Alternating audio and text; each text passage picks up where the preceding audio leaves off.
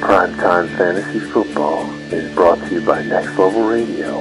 Head to nextlevelradioonline.com for past episodes of Primetime Fantasy Football and the Showcast, plus celebrity guest spotlight. Now on to this week's Primetime Fantasy Football. People I never thought about associating with. I don't know what it is. Talk to me. Check it out. Hey, front of acres with a mansion on my land. Full jacuzzis and my neighbors can't stand. The way I live is oh so fast. Ain't got you ladies and prime time is all that. Whoa, Dion. It's not that kind of prime time. Yeah, man, it's Primetime Fantasy Football on Next Level Radio. Well, alright. Welcome into this week's Primetime Fantasy Football. Week 1 of the NFL 2014 season is in the books. I am one of your hosts, Adam Gorey. Steve is, I think, currently flying back from LA right now, so he's unable to join us this week, but alongside me in studio is Joe Webster. Good evening. How are your Week 1 fantasy teams? How'd you do? I did okay. Did really well in 2, and could use some help in the other 2. So I'm going to be hitting the waiver wire. I went 4-0. 4-0? 4-0 in my leagues. That's pretty good. A couple victories more convincing than others. Yeah. Like the podcast league was not as convincing. Steve and I both won, by the way. That's in the good. Podcast league. Well, Steve's obviously quite a bit more convincing than mine. But I think I have... A win's a win. Yeah, and I think I have like Jordan Cameron. Like I had a couple guys get hurt. Yeah. Oh, and I didn't draft a backup for Cam Newton, and he didn't end up playing, so I had to pick up Geno Smith. Okay. Which he was okay. Didn't work. He was serviceable. Yeah. I got the win. That's all that counts. So anyway, we are going to recap a little bit of what happened in Week 1 and preview a little bit of what happened in Week 2. Make sure you send us your fantasy football questions. We usually record this podcast on Wednesday evening, so if you get them to us by like usually Wednesday afternoon, either email primetime@nextlevelradioonline or tweet us at NXTLevelRadio, #PTFF. We should be able to answer them on the podcast. Start, sit, this guy's hurt, who should I try and pick up? How do you feel about the Justin Forsett, Bernard Pierce situation? We'll do it all. So you can also tweet us individually, after the podcast, but before the games start, at AdamNextLevel, at JoeyWebb32, and at SRichards31. We will answer any and all of your questions. So let's start things off right away. What we do here now that the season has started, it's called High-Low.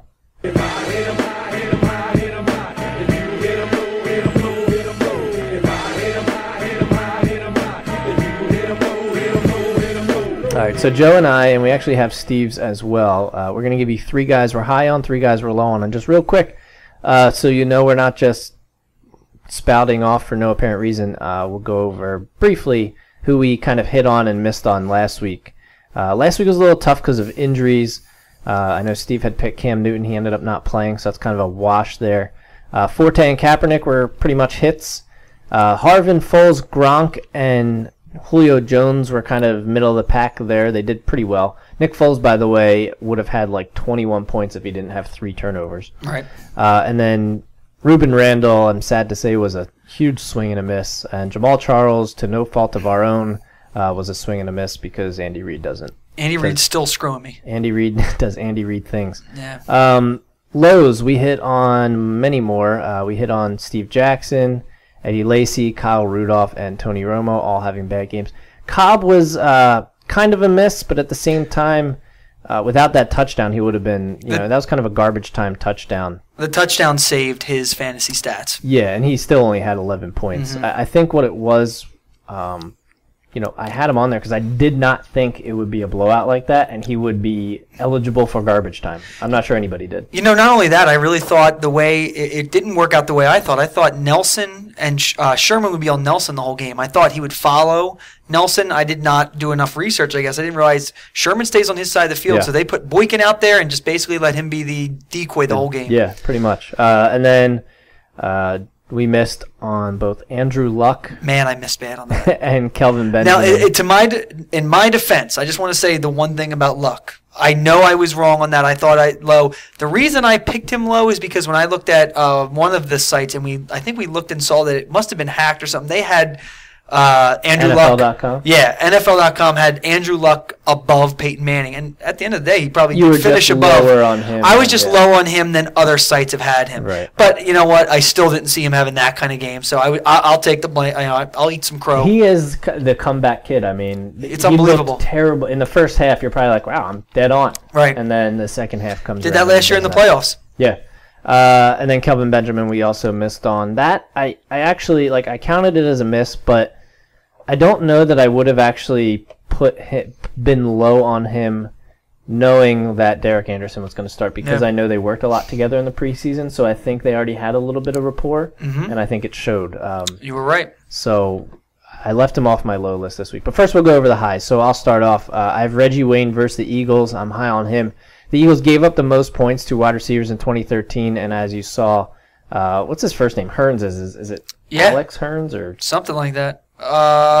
Johnny Hearns? I think Alan Johnny Hearns. Hearns It's sounds Alan- good. Alan Let's go with Hearns. Johnny though. Okay, Johnny Hearns Johnny Hearns. put up a big game, and Reggie Wayne had a team high 13 targets on Sunday. He's going to end up Colts being game. such a PPR stud, and you got him so yeah. late. You know. Yeah, if you have him in a PPR league, you're good. Randall Cobb, I'm high on for a bounce back game. He was on my low list last week, as you know. Randall Cobb versus the Jets. They gave up the 5th most points to wide receivers in 2013. We're not including 2014 stats yet because it's only been 1 week. So Right. they get a long week off, and I see this as a bounce back game for him. Then I also have Arian Foster at the Raiders. They gave up the 5th most points to running backs in 2013. Both Chris Johnson and Chris Ivory had good games last week. He's their workhorse. He's healthy right now, and as long as he's healthy, he's going to be on my high list pretty much. Did you see how many touches he had last week? It was above 20, It was wasn't it? 29 touches. Was it 29? I didn't realize it was 27 that high. rushes, 2 receptions. That's crazy. I mean, I agree with you 100%. This is why he always gets hurt. Yeah, it is why, and that, it's wonder if you drafted him, you're loving him right now, but I wonder if you're going to have him in the playoffs. You might, because he might get hurt and then come back. That's but- true. Yeah. And then Steve, we'll just go over Steve's real quick. He's high on Jake Locker. I'll skip that because Joe has him on his list too, so I'll let Joe take that one. But Chris Ivory versus Green Bay. Green Bay gave up the 7th most points to RBs last year. You saw how well Lynch did last week. Yep. I actually do agree with that. I think their defense is a little overrated. Maybe you can put points up against them. Yeah. And Steve thinks Ivory will emerge as the number 1 in New York. I'm not sure I 100% agree with that. I think it's going to be pretty much a 50-50 split. But I do think Ivory is the better, more consistent runner of the two. And if I'm not mistaken, I think Ivory, the reason his stats looked a lot better, he had that one long touchdown run, and if He you did, took yeah, I think that that's out, right. Chris Johnson would have been the better fantasy play last Right. week with his reception touchdown. But Actually, I don't kind of disagree. a Chris Johnson-like run. It was, yeah, like absolutely. Chris Johnson-like statistics. Yeah. And then he's also high on Mark Ingram versus the Browns. Browns were victimized by Le'Veon Bell last week, and even Blunt had a touchdown against them. In the same mold as a runner for Steve, might be an actual clear running back in New Orleans. I still think it's kind of going to be RB by committee, but I don't doubt that he could definitely have another good game this week. So that's Steve's. Let's move on to Joe's. Go ahead, Joe. Yeah, so I start off same as Steve with Jake Locker against the Cowboys. I'm so confident in Jake Locker this week. In one league, I just picked Jake Locker up, and I'm actually going to bench Brady this week. Not Okay. that I think long-term he's going to be any better. I just think this matchup this week against the Cowboys, I just think he could really go off. So I think he's a top 10. At worst, I think he's somewhere in that 9 to 12 range. But I think he's going to finish top 10 this I weekend. actually I drafted Jake Locker as my backup to Cam Newton in another league. I have Cam Newton in 2 leagues. Got me 20 points last week. That's not bad. Yeah, No, so from I actually like him this year, and I know you do too. I'm actually starting him this week against Dallas over Cam. Yeah, there Let you go. Cam So, get a week back. I mean, if I told you that you can get 20 guys from a guy that you drafted as your backup, or you can get off the waiver wire, you're gonna be ecstatic. And I think that's who he is this weekend. If Jake Locker's not owned in your league and you Right. don't have a backup, or even if your backup, someone like even Alex Smith, I would have Jake Locker over Alex Smith No any day of the doubt. week. No, at the beginning of the year, I thought it was a lot closer. And after what I saw the Kansas City's offense look like versus the Titans, Jake Locker heading far above that. Yeah, only 24% owned in I think Yahoo League. that'll change by Sunday. I think that's going to be a lot of people picking up. Now, at the same time, don't overthink it. If you've got a quarterback that did well in week 1 or you drafted pretty high, don't just try to play Don't the match. overdo yourself. Yeah, if but you have Drew Brees, You're not- no yeah. need to put Jake Locker. Right. But I mean, even though Brady, he's got that high esteem, we all think of him. Fantasy wise, now he is on the back end of that. So I think I'm going with Jake Locker. And actually, against a pretty decent, now they're injured, but decent Chiefs defense. Last year, I think they were the top scoring fantasy defense. They were. He was the 6th highest fantasy scoring quarterback this week. Yeah, absolutely. So I'm also high on Marshawn Lynch. I wouldn't have probably guessed I was going to say that, but Arizona gave up about 4 yards per carry on Monday night, so they're in a short week. They're playing against beast mode. He looked so good and so fast on Thursday night last week. Yeah. He really surprised me of how good he looked, and I think that if read a lot of articles on other experts and everything, and there were some people just talking about not touching Lynch. They didn't want him. Maybe they take him if he fell to the third or the fourth round. People who got him, I think even in the 2nd round, got him at great value. Absolutely, yeah. But I thought mid-second round I'd be okay with. Right. But I wasn't going to be so pumped because you didn't know what to expect. Right. And now, I mean, the way he played Thursday night, he's a first-round pick. I feel like it's been like that the past couple of years. People are a little down on him coming into the season, and he just does what he does. And he's another one like talking about with Arian Foster. He looks so good right now. He's fresh. I mean, he really didn't do much at all during the preseason. Right. Is he going to be able to sustain this because of the number of touches? He's at that point in his career with the total number of touches where you do start to see running backs decline. Right. Every once in a while, there's a guy who doesn't follow that same rule, but after week 1, I'm going to trust him until he lets me down. Yeah, and there's no. I mean, I know a lot of people were high on Christian Michael.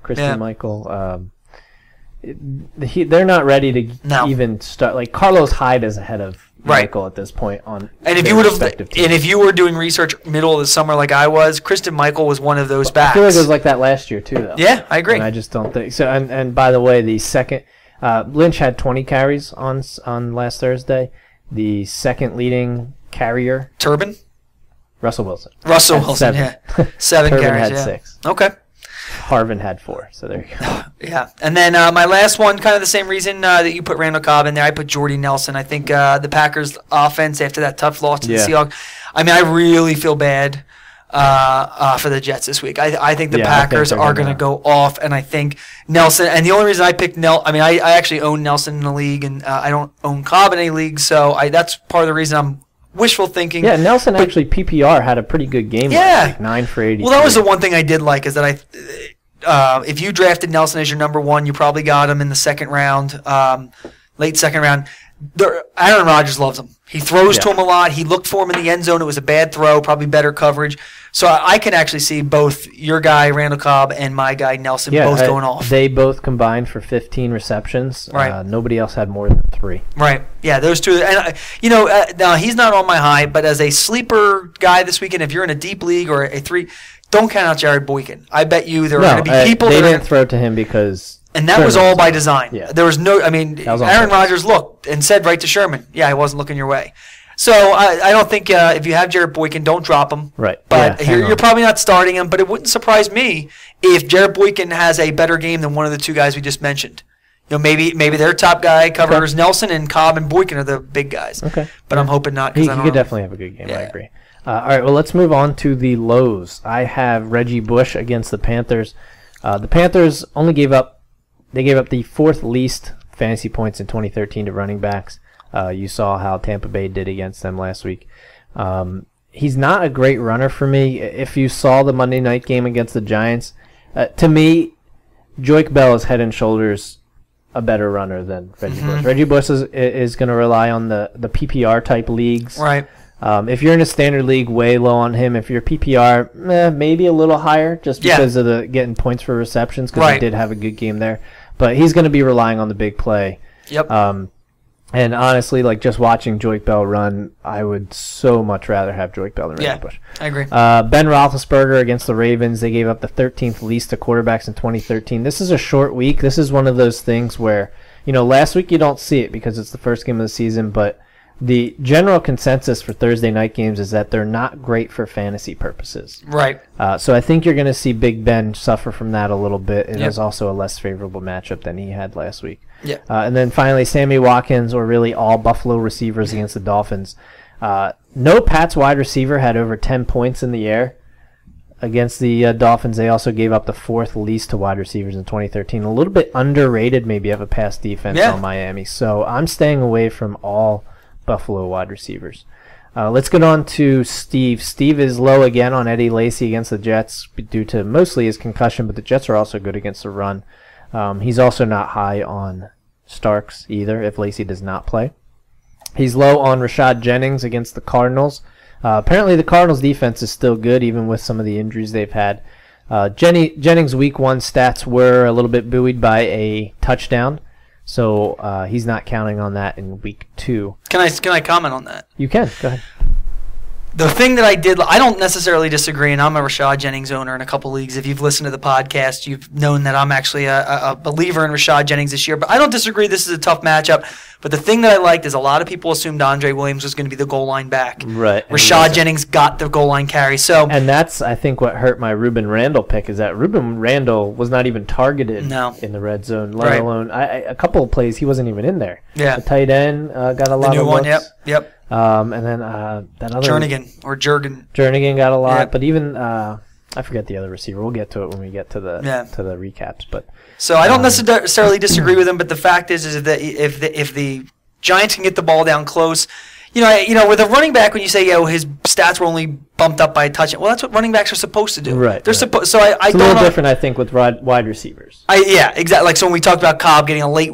Right. In a blowout, but it is a tough matchup. It wouldn't surprise me if he's low, but just going forward, I like the fact that right now Rashad Jennings is the goal line back, and right now, people were drafting Andre Williams, probably a little nervous about that right now. Yeah, to me, definitely in a standard redraft, I'm dropping Andre Williams right now.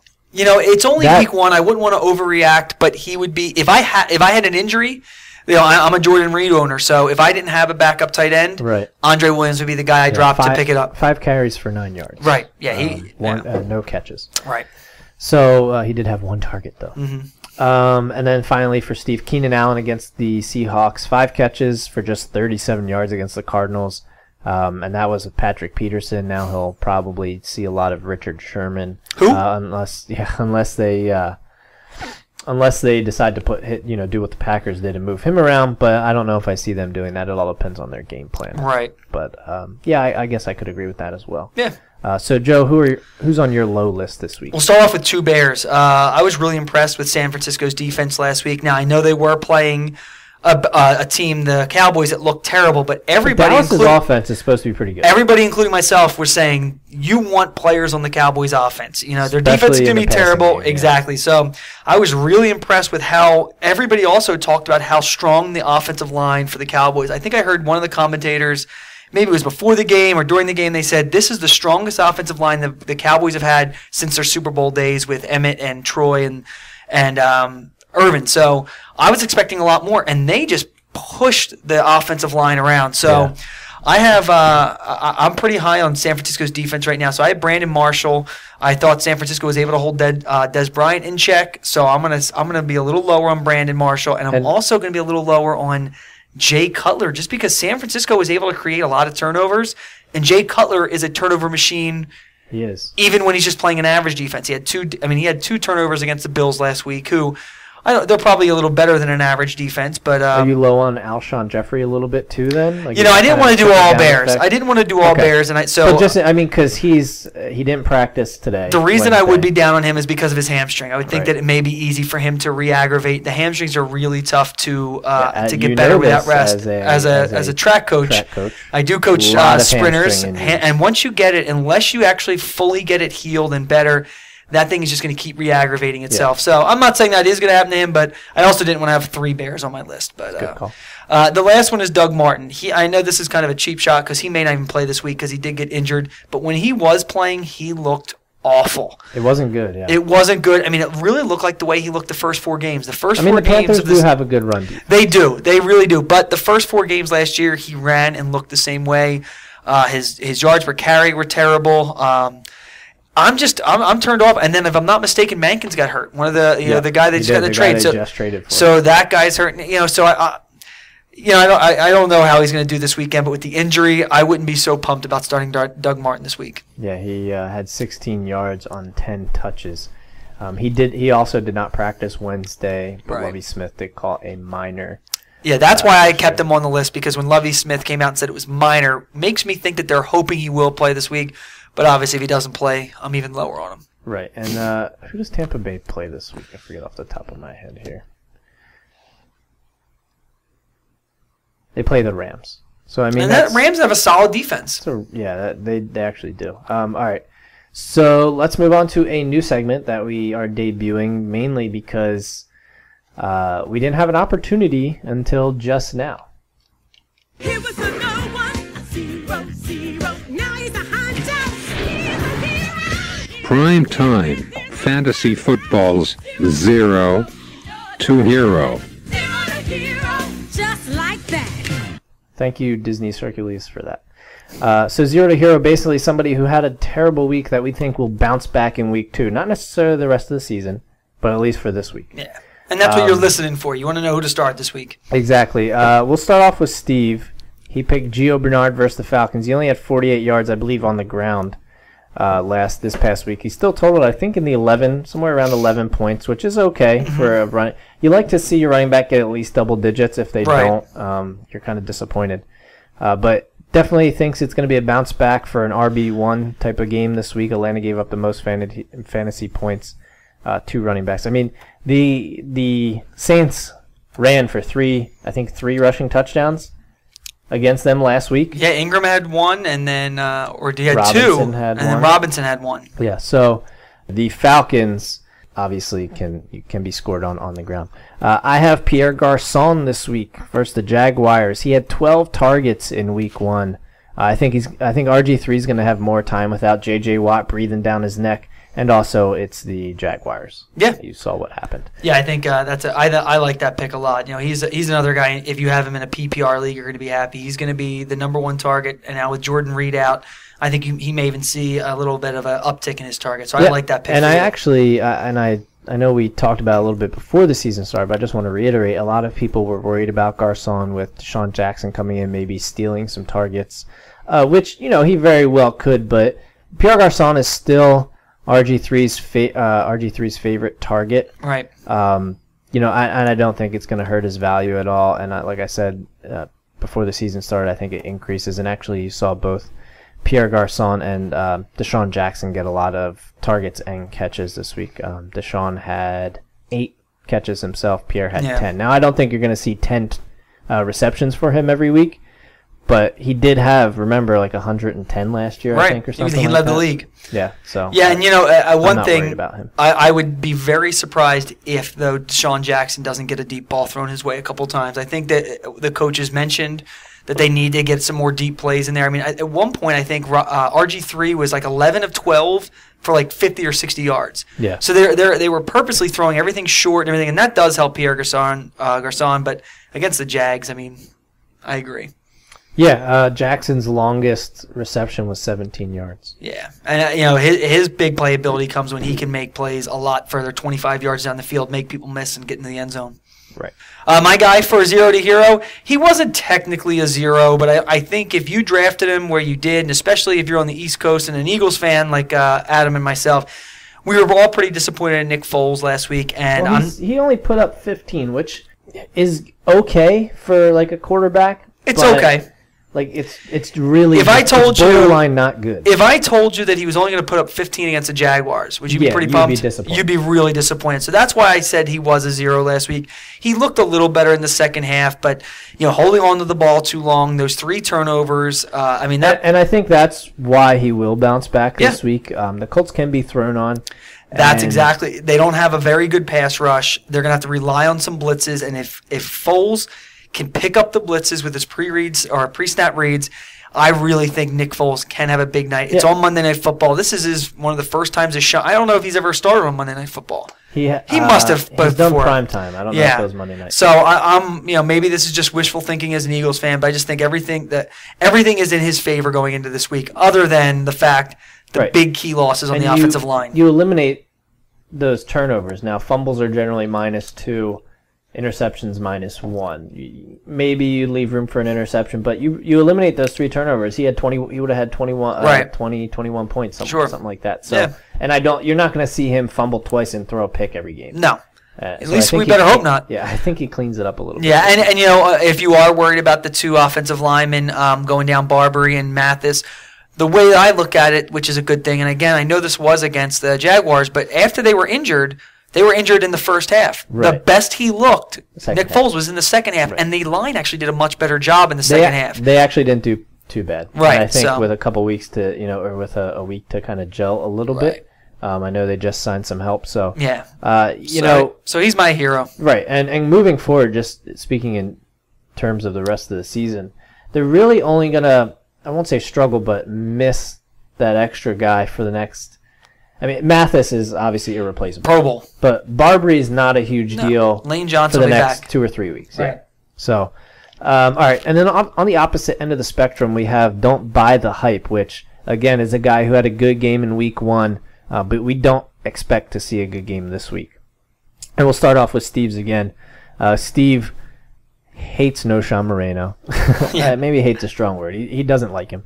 Against the Bills, he's been saying the entire offseason Moreno's not that great. He's not going to back off now, he says. So the Bills are underrated against the run. Noshawn is due for some regression. I have Chris Johnson this week at Green Bay. He was outgained, like we said, by Chris Ivory in week 1. The Jets will have to throw a little bit more versus Green Bay to keep up with that offense. Chris Johnson's is not consistent enough to rely on. I mean, he's a guy who's going to have a good week and then a bad week, and then a good week and then maybe like a couple bad weeks. So he's not consistent enough for me. So if I have better options at running back, I'm taking them. And I actually, who would you, between the two, Ivory and Johnson, who would you start this week against Green Bay? That's a tough one. I think if I had to go with somebody, I'd probably go Ivory. And I am a Chris Johnson owner in one league. At this point, I don't plan on starting him anytime soon because it's too. I drafted guys that are not on bye. I think Chris Johnson can be a good bye week replacement because, as you said, I think he is going to have some weeks where he's still relevant. I think he's going to stay a lot more fresh with the Ivory there. But if I had to go this weekend, I'd probably take Ivory. Right, and I just think neither of them had a catch. Or sorry, Chris Johnson had 5 catches. And he had 1 for a touchdown. Yeah, one of so them in a was a PPR league, I'd rather have Chris Johnson. Right, but in a standard league, go. I'm still going Ivory. Yeah. I just think he's a better runner. I mean, for me, it's. I'd hate to compare him to Arian Foster, but it's like if he's healthy, he's the better runner. Sure. His issue's always been health. Yep. But right now he's healthy. He is. The second game of the year, just like Arian Foster, he's healthy right now. So I would rather start Ivory in a standard league over Chris Johnson.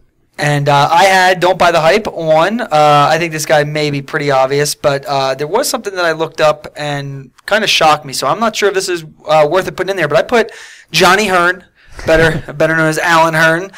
He had those 2 touchdowns in the first quarter against the Eagles, but then was really shut down after that. I think if you need wide receiver help, absolutely go in and put a bid for him or pick him up.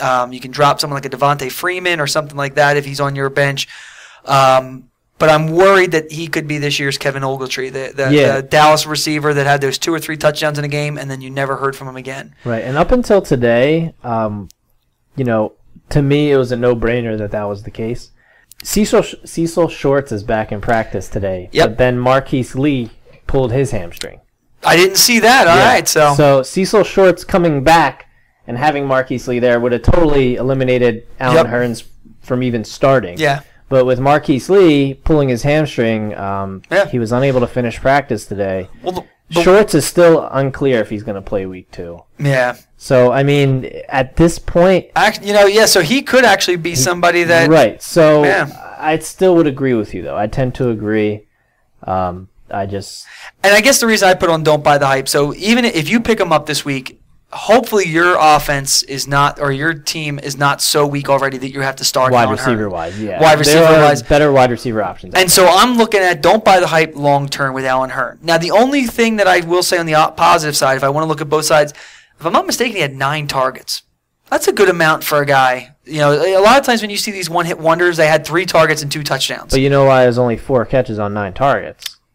Chad Henne That's true. is his quarterback. And he'll still be I'm there. sure so. Steve, if it was Blake Bortles throwing him. Oh, yeah, he would have had how many targets? 9, you said? Yeah, so he Yeah. would have had 9 touchdowns. If it was Marquise Blake Lee Bortles. had 10 targets, 6 catches for 62 yards. There you go. So, yeah, so long term, I'm not buying the hype. But that being said, if you need to look into somebody and he may be the best wide receiver available, stash in your bench, that can't hurt. I wouldn't put too much of a bid in for him, though. All right, well, let us move on to this week's recap. What we're going to do, we're going to recap a little bit each of the games, and then what we're going to do is talk about who those 2 teams are playing this week and what we think of the matchup. So first off, obviously Thursday night game, we had the Packers and the Seahawks. The Seahawks winning 36-16. I'm not sure anybody saw that coming. We already talked about Marshawn Lynch. Percy Harvin, I really liked how they used Percy Harvin. And I mean, number one, he has obviously health concerns.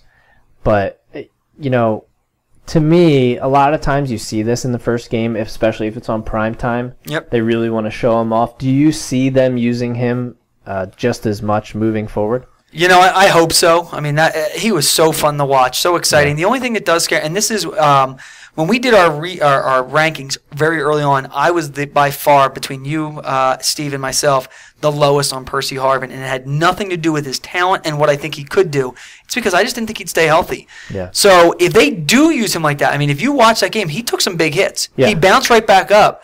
But it does worry me that if they are going to use him in that role, he could be great that week, and then he could get injured and be out. But the weird part about that, he only had 10 points in a standard league. Yeah. You would have thought it was like 20, but yeah, the way they used him, 7 catches and 4 rushes. Right. Yeah. 7 catches on 7 targets, by the way, which is a good sign. They're getting him the ball and put him in space. Marshawn Lynch, we talked about.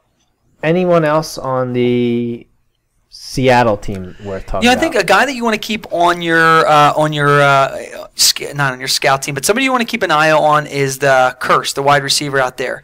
I think he got a lot Jermaine Kearse. I think he got a lot of looks. So just 3 targets, 1 catch for 8 yards. All right, so maybe I'm thinking of somebody else. Okay, good to know. We can edit that out. Sure. Yeah, edit that out. Nope. I don't really think there's anybody else to talk about in Seattle. Okay, and they have they're playing the Chargers this week. So the Chargers, 9th most points last year to quarterbacks, so Russell Wilson should have another good game. This one's interesting, though, because it is on the road. Mm-hmm. So how do you have him this week against the Chargers? Who'd you say? Russell Wilson? Russell Wilson, I love him. I don't know if you heard this. I'm going to tell you probably a little too much about me. I watched his pregame interview where he was just talking to, I can't remember the guy who interviewed him, but I think I texted you and said, I've got a total man crush on this guy. He is just awesome in interviews. He says all the right things. I think this is going to be his breakout year. The way we've been talking about Andrew Luck, is this going to be his year? I think this is the year where you can, Russell Wilson has finished in the top 10 each year in fantasy, but yet he still gets ranked outside the top 10 in preseason a lot. We actually do have him ranked 7th this week against the Chargers in our quarterback rankings, which we will post. If you go to nextlevelradioonline.com and just go under Primetime Fantasy Football's football blog, you'll be able to check out our rankings as well as everything else we talked about with the high, low, and everything like that. But I think this is the year that coming into next year, you're not going to have any problem putting Russell Wilson into your top 10 for fantasy quarterbacks. I think he is so good. QB1 for the rest of the year. I mean, he's depending on the matchup. If it's at home, to me. Put him in your lineup.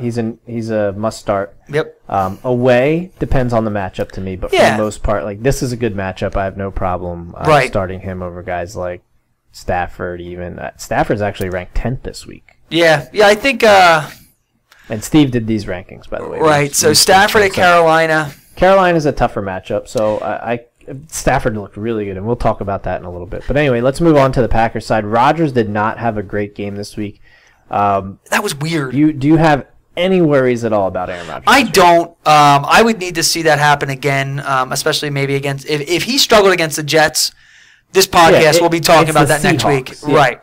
But it was still odd to see. Ranked third on our list this week. It was still odd to see that, but I think I saw a stat like the last time they played Peyton Manning, they made him look pedestrian. They've made Brees. They were able to shut down Drew Brees. Right.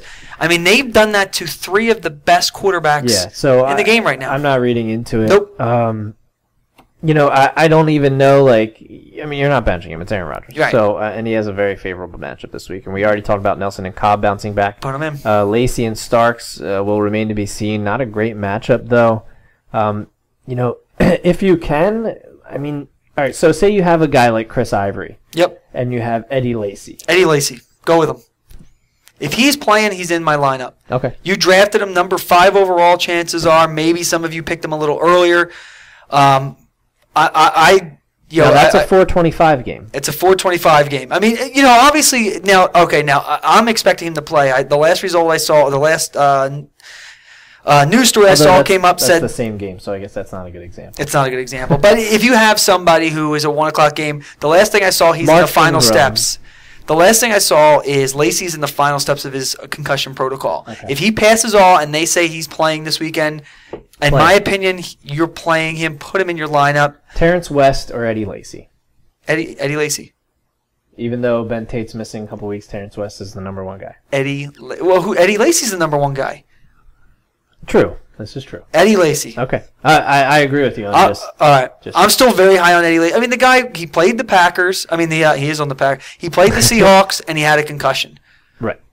You can't predict concussions. Any one of these running backs, we have LaShawn McCoy ranked number 1, could get a concussion. If he passes all the protocol, technically he's not more likely to get a concussion on Sunday. Put him in your lineup. Right. And was he one of the ones? He was one of the ones wearing that helmet, right? He was. He's got that Riddle brand new helmet. People need to realize those helmets aren't going to prevent concussions, but I do think they make them less severe. And I think it makes it. You saw it with Wes Welker, 3 in a year, right? And he was technically cleared. Yep. He could have played if had not been suspended. Yeah. By the way, I just wanted to mention this whole voting thing with the drug that the NFL is doing. Are you picking up Josh Gordon if you have the space? If I have I looked at, there's a couple of my leagues where there's a couple guys on my bench I'm not so psyched about that I am going to look into doing it. There's another couple of my leagues where I still like who I've got on the bench and I'm not going to do it. Okay. If you're in a keeper league or a dynasty league and for some reason he's in the waiver wires, I go grab him. Okay. Yeah, because I actually had him, and it was the keeper league we're in, where I drafted him in the 10th, so I could have kept him in the 10th. Before this had come out, I couldn't trade him, so I dropped him, picked up Ronnie Hillman because I had Monte Ball because I wanted to handcuff. And then I heard about this, and I immediately picked him right back up. Right. Nobody had picked him up yet at that point. So, I think that's a smart move. You have the space. If you have the space, go for it. But like I said, there's a league where I like my bench, and I know that, yes, I would love to have him if he comes back, but I'm not willing to take that chance because I really like the guys I have on my bench. Okay. Let's move on to the Saints and the Falcons. Falcons in kind of an upset, 37-34. After you saw how they played last year, I don't think anybody thought they'd be that bad this year. No, I knew they'd be better. I didn't think they'd beat the Saints. I was excited about starting all Falcons because I knew it was going to be a shootout. I just didn't expect the Falcons to come out on top. Yeah, Matt Ryan. I almost said Matthew Stafford. Matt Ryan. I'm sure that's his birth name, though, Matthew. It might be. With an absolutely huge game, the highest scoring fantasy quarterback this week. He was good. If you watch that game, the guy was just completing passes. Where do you see him now moving? Is he, a lock for top 5 for you? This week, by the way, he's 6th in our rankings against San Diego because the matchup is not quite as favorable. Right. He's not a lock for me yet. 7th fewest, by the way, last year for Cincinnati to quarterbacks. He's not a lock for me yet. However, I was targeting him in a lot of leagues. I was only able to get him in one league. I just felt like this is a guy that has top 5 potential that you can get late. I think he could be someone who finishes right around, maybe right ahead. Who finishes higher, him, Matthew Stafford, or Andrew Luck? I was just going to bring that up. Right now, I honestly think I agree. I was going to say it wouldn't surprise me. You had to draft Andrew Luck probably earlier. It would not surprise me at all. Yeah, you would get him latest of those 3. Yes. Stafford was It would not surprise me if he finishes above both of them. Now, I still think Stafford will finish ahead of him. However, Stafford you had to probably grab in the 4th round. And Ryan you could probably wait till the 6th or the 7th round. And I think they're going to be close enough where the value is so much better going with Matt Ryan. I agree with that, and I Yeah. guess it's a little bit late at this point if you're talking there. Right. We already talked about Steven Jackson. Are you starting him at all? I don't think he looked that bad. I mean, if you He had have decent. I on think the run. I actually think he's a solid flex play. Okay. I still wouldn't be psyched about it. I'm lucky enough to not own him in any leagues. I Yeah, basically I avoided didn't him target everywhere. Yeah, I didn't target But him. at all. I'll be honest with you, he looked a little better than I expected. He looked okay. If you have him, you can go with him. Devonta Freeman, just 2 carries for 15 yards. Man. He did have 2 catches for 18 yards in a redraft league. Are you dropping him? I own him in one league, and I dropped him and picked up. I'm in a PPR league, and I drafted him so late, just hoping that he could be a guy I keep next year, and I just don't see it happening. I think he will see some more production coming up soon, but there's just too much. I mean, they had that other running back, Not Quiz. You're talking about Antoine Smith. Anton Smith, who's getting a lot of. It's just the backfield's way too They both loaded. had 2. Yeah, they had. I mean, Anton Smith had that big catch. Right. 54 yards. Yeah, I mean, it sucks because like I wanna. Steven Jackson's gonna miss some games. Yep. But I just don't see that. Depending how late it happens, I see an RBBC once that happens. I agree. You know, it kind of sucks because Freeman's obviously the better talent Yep. than the other 2. But Yeah, he looked good. Julio Jones had a good game, 7 catches, 116 yards. He had 9 targets. No issues, obviously, starting him. Throw him in. Devin Hester, kind of surprised here, 5 catches, 99 yards. Are you picking him up at all? It's funny. He was one of the guys I was thinking about for buying the hype. The one thing that I mean, he had, what did you say, 5 catches? How many 99 targets did he yards. have? He had 6. 6 targets. So he's being very, he's good with the targets that he received. I don't know yet. I mean, I find it hard to believe that all those years in Chicago, Yeah, and they like missed something. and they just missed something. Yeah, So I mean, I'm not buying into it No. mainly because Matt Ryan threw 43 passes. I Right. don't think they're going to do that a lot. I think I heard somebody say last week in a separate podcast that I won't name, but saying going into this game now, obviously hindsight's 2020, but I mean I probably could have told you this was going to happen, the shootout at least. right? Saying that I don't think this is going to be a shootout like everybody thinks it is, and I'm like, how? Yeah. How do you not think it's going to be a shootout? Like That's silly. this is the definition of a shootout. These Yeah. two teams, 42 passes and 43 passes. 28 rushes, 25 rushes. So Right. that's the definition of a shootout. Yep. That's not going to happen all the time with No, Atlanta. And, no. I think they'd like to run the ball more often. yeah, and I still think Harry Douglas is a better. I better would receiver rather than have that. Harry Douglas. Yes. Yeah. So Roddy White, 5 catches, 72 yards and a touchdown. Harry Douglas, as we mentioned, 6 for 69, no touchdowns. Roddy White and Julio Jones, how are they looking on your radar this week? And I'll tell you their Good. rankings in a second. Very good. Get him Julio in. Jones, you're at 5, Yep.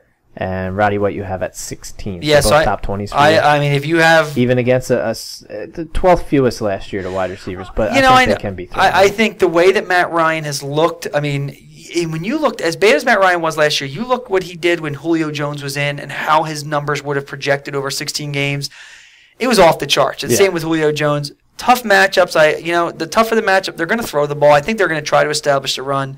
But I still think both of those guys have the ability to be top running back or receivers this week. So if you have them, put them in your lineup. Yeah, I don't think you're benching either of those Nope. guys. Saints play the Browns this week. Drew Brees threw for 333 yards, a touchdown, and picked kind of low on the touchdown side Yeah. because they rushed for 3. Right. Do you? I mean, it's kind of like the opposite. It's almost like that's not what you expect the Saints to do. 3 rushing touchdowns. No. Are you? I won't say worried, but are you maybe? Does this pique your interest at all? Maybe that this could happen going forward, or No. do you think this is just kind of a one-time? I think Sean Payton's a hell of a coach. I think he liked what he saw and he just took advantage of it. I think most games, from a couple yards out, they're going to try to throw the ball to Graham and some of their other bigger targets. But I think he's just good at game planning. He saw something he liked and he went with it and it worked. So good for him. I just don't. I would not be down on any of one in the. I mean, the thing, I love what Brandon Cooks did. Yeah. So if you've got a Saints Brandon Cooks- offensive player, get him in your lineup. 7 catches for 77 yards. I mean, I didn't Colston, expect 5 that for many 110. No, catches. no. I expected maybe a couple catches, and if he was fantasy relevant, it was because he would have a big play and a touchdown. Right. I didn't expect 7 catches. I was impressed. Now, if Kenny Stills plays this week, I think that may lower his numbers. However, who's got the big playability? Who's got the guy that you probably has a better chance of doing something? I think it's Brandon Cooks over Kenny Stills, but I do think his numbers will come Brandon down Cooks a little or bit. Marcus Colston? I still go Colston. Colston, okay. Yeah. I agree. And then Jimmy Graham, obviously you're playing 8. Yeah, I wouldn't sit him. Cooks, by the way, also added a rush for 18 yards, which is what I like about that. Yeah. Any receiver that they like trying to get, the ball in their hands. They're trying to find ways. Right. So that's always a good sign. Yes, sir. As far as the running back position goes, Pierre Thomas had 6 catches, 58 yards. You're still starting him in PPR. Absolutely. Mark Ingram, 13 rushes for 60 yards and 2 touchdowns. The touchdowns aren't always going to be there. You take away the touchdowns, he only had 6 points. Right. Are you still thinking that, 13, 7, and 6, that's Ingram, Thomas, and Robinson in the amount of carries. Mm-hmm. I think probably what you can expect. I think that's exactly what to expect. Yeah. So I think there's going to be some weeks where that Ingram's if you have him in your lineup, you're going to be really happy, like last week. And then there's going to be other weeks when they're down low and they're throwing the jump ball to Graham, and you're going to be disappointed because he's only going to get you 50, 60, 70 yards. Right. So, I think Ingram is a solid flex play, but I know there's a lot of other analysts buying into a lot more stuff. I just think this is a passing team, and I'm not buying into Ingram as much as some people are. Yeah, I'm on board with that. All right, the Vikings and the Rams. The Rams will play the Buccaneers this week. Kind of an interesting game here. The Vikings won 34-6, which I'm not sure. Did you see that coming? I did not. So like I said, the Rams, though, they play the Buccaneers this week. Sean Hill got hurt. Was going 8 for 13 for 81 yards. Austin Davis came in and quarterback, did not do well. You're not touching either of them. Nope. The big thing going into the game was Zach Stacy and Benny Cunningham. Yep. Who would be the starter? Would Benny Cunningham push him for carries? Zach Stacy had 1 catch for 8 yards, 11 carries for 43. Cunningham had 5 rushes for 21 yards, and 4 catches for 30 yards. So, are you? If you drafted Zach Stacy, looking at this, you probably are a little perturbed. I'm nervous. You drafted him a little early than you probably should have.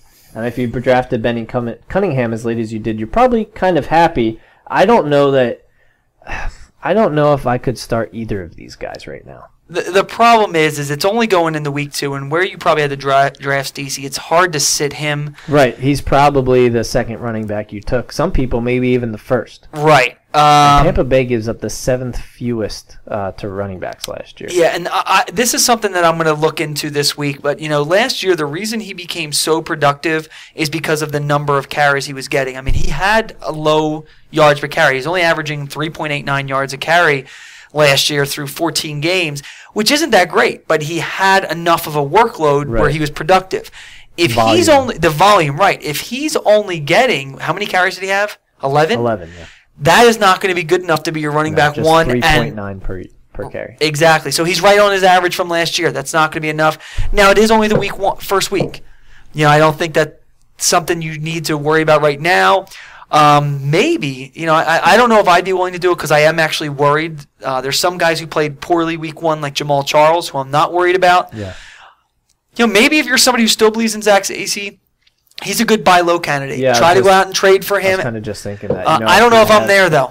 Maybe if you have, if you had Chris Johnson, would you make a move and try and trade Chris Johnson for Zach Stacy?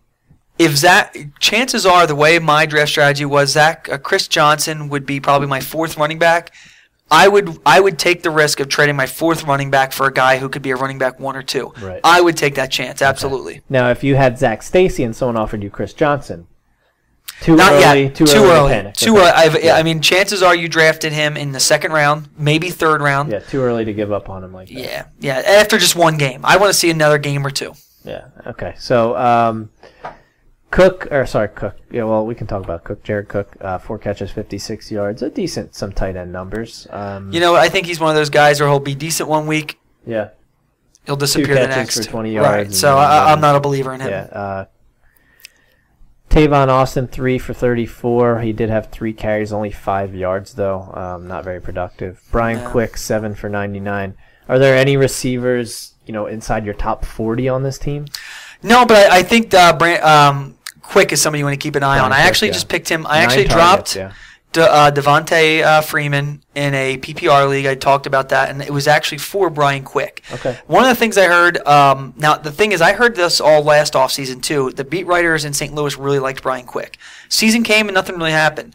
They were talking about him all preseason again, the beat writers, and now game 1 he comes out and he actually is pretty productive. So I went and picked him up in a PPR 12-team league, and he's going to sit on my bench for a little bit. But if he continues to put up 9 catches each week or close to that and get those targets, I think he's going to be somebody you're very happy with. So I think that's someone to keep on your radar. Yeah. Are you starting anybody on? I mean, St. Louis. Zach Stacy. You might have to. Yeah. Is he Chances the are only you're one? starting him. He's the only one? I think he's the only one. Yeah. Yeah, I would agree with that. Yeah. Okay, so let's move on to the Vikings side of things. This week they will play the Patriots at 1 o'clock. Yep. Matt Castle, 17 for 25, 2 touchdowns, 170 yards. He did rush 4 times for -3 yards. To me, Matt Castle is what Matt Castle is. I don't. Yep. I He's a think game manager. Yeah, he's not a guy who I'm even as a backup starting because I think any game. I guess not if they're winning, Right. like they did here. But I think at one point in the season, if they struggle, you're going to be worried that they're going to put Bridgewater in at some point. Yeah, I wouldn't have him on my team at all. think There's the- just too many good guys out there on the bench. Yeah, the big On the story to waiver. me in this game is Cordero Patterson. 3 rushes for 102 yards and a touchdown. That 67-yarder was one of them. I think. Where do you stand on him? He only had 3 catches for 26 yards on 5 targets. I think that rushing really inflated his stats. Oh, there's no doubt. I don't see that happening every week. You know, I Against look at the this Rams. 2 ways. I was playing like devil's advocate with myself because I own him in the league. And so part of me thinks, well, they're just looking for ways to get the ball in his hands. It doesn't Right. matter how it's going to happen. And this is what it's going to be like. Some week he'll have some big points receiving, and if maybe they're seeing that it's not open or they see something else, they're going to run him. You know, as long as he's getting points. If you just looked at his stat line, you're really pumped. Right. On the other side, if you're playing devil's look at his advocate, fantasy points, I'm not you're pumped really about 3 catches. No. From a guy that you were really hoping you drafted probably mid-round, and To we're me, hoping would be maybe a to 2. To me, it's the Matt Castle effect. Yeah. If Bridgewater gets in there at some point, I actually like him more. Right. I like Bridgewater better as a quarterback. But yeah, I mean, Well, that winning is going to prevent that from happening. Yes, You know, I correct. mean, they actually look pretty good, and when you can run the ball the way they do with Adrian Peterson, and even though he didn't have a huge day, he was able to do enough and control the clock. I mean, and Castle did enough. So, but I'm playing still the pretty Patriots happy. this week. Where do you have him? Cordero? Yeah, do you have him inside top 20? I think I do. I mean, I have to look at him, and if I don't, I really should. I think I have him actually pretty high. I have him at number 11. Okay. I I don't know that I could go that high on him. I understand that, especially with this 3. If Yeah. you didn't see that, the fact they only had 3 receptions does scare you a little bit. But again, to I me, do that's think week he gets 1. more receptions this week. Yeah, I think against so. the Patriots. Maybe not great yardage, but Yeah. Adrian Peterson's 21 carries, 75 yards. Not great. He did add 2 catches for 18 yards, Yeah. but you're not benching him by Nope. any means. Kyle Rudolph got a lot of preseason hype. Only 2 catches for 16 yards. He did have a touchdown. Still under 10 fantasy points, though. A lot of stuff going on with the Norv Turner tight end thing. Do you think it'll just take some time? Or is Kyle Rudolph kind of just what Kyle Rudolph is? I think so. And at the same time, too, unless you drafted one of the top 3 or 4 tight ends, a week where, a touchdown, and even if it's only 20 yards, that's not a bad week. If Yeah. you get a touchdown out of your tight end and you didn't draft one of those top guys, that's what you're looking for. Because I think Right. there's some guys like Yeah. me who have Jordan Reed in a bunch of leagues that ended up with 0.4 points. Yeah, I do think if you have Rudolph, you're going to be very touchdown dependent this year. I wouldn't disagree with that at all. I don't So, think he's not Jordan Cameron. He's not going to Nope. put up 10 catches. Yep. Most And, of them. a lot of the guys you got late, there's a few exceptions, Zach Ertz probably being one of them, but a lot of the guys you drafted late are probably not going to be as productive unless they score that touchdown. All right, the Browns and the Steelers this week. The Steelers will play the Ravens tomorrow night, which, like I said, we're talking about this Wednesday, so Thursday night game. The Browns will play the Saints at 1 o'clock. So Cleveland lost this game 30-27. I believe that was overtime, correct? If it wasn't overtime, it came to the very end. I don't know if it was overtime, though. I think it was just very late. No, I guess not. There was a couple overtime games. this Yeah. year, but yeah. with 0 seconds left. Steelers kicked a field goal. So let's talk about the Browns first. Brian Hoyer, 19 for 31, 230 and a touchdown. 1 rush, -2 yards. Nah. Not inside. You're your just top waiting for 20. Johnny Manziel now at this point. Yeah, not inside your top 20. There was some talk about Manziel maybe getting Some snaps. some snaps or something. That did not happen. I think the bigger story here is Ben Tate injured again, and we did kind of warn a little bit before the season started. I mean, his injury history, people don't realize it because he was backing up Arian Foster. His injury history might be worse than Arian Foster's. Yeah. And that continues to stay. He's going to be out for a couple weeks. There's a reason why people had Terrence West so high. Yeah, and Terrence West had a great game. Yeah. Not a great preseason. 16 carries for 100 yards. Yep. For an average of 6.3 per carry. And I really expected the Steelers to have a much better run defense, so that was actually pretty surprising to me. Yeah, I agree. Now he's not on the short week. That's the Steelers. So he does play the Saints. Probably not going to be a lot of running opportunities, you wouldn't think. The Saints defense is actually pretty good, 10th fewest to running backs last year. Where do you view Terrence West? And we have to update our rankings because I know there were a couple question marks when we did them. So now that Ben Tate's officially out, we have to move Terrence West up. I would probably put him at a flex. Yep. I don't know if I can go RB2 yet. No. Because of the matchup mainly. Mm-hmm. You know, had this been maybe even somebody like, I don't want to say like the Bengals because they have a good rush defense, but if it was somebody like the Dolphins Right. or even the Patriots or something like that, like I just don't think the matchup is a good one. No, if you were one of the drafters that really just that went into the zero running back philosophy this year, and maybe you got Ben Tate as your number 2. Sorry. Yeah, sorry about that, but then maybe I could see him as a number 2, depending on the way your roster is structured. But I think he's a solid flex this week and going forward while Ben Tate's out. But wouldn't feel pumped about him if he's my number 2 running back. Are you eyeing up maybe just as a flyer taking Isaiah Crowell in case they get him some more? You know, if I'm not carries? mistaken, he only had like 3 carries, but 5 carries, but for 2 of them were touchdowns. I think he is going to be a big add in a lot of leagues. It won't be by me. I'm not buying that. No, he might turn into maybe their goal line back. Right. So you might see him get 5 carries for 10 yards and a touchdown. To me, I'd obviously rather have West, and I think I'd rather play Ingram, Thomas. Yep. I might even rather play Kyrie Robinson. You know, if I had to. I hope I don't have to. Without buys, it's to me Crowell, whatever you say his name. It's too early. Yeah. It's too early. I mean, if you want to stash him on your bench because you have a spot, like I said, if you really still like your team, I think you probably have some guys that you're not willing to drop just yet. Right.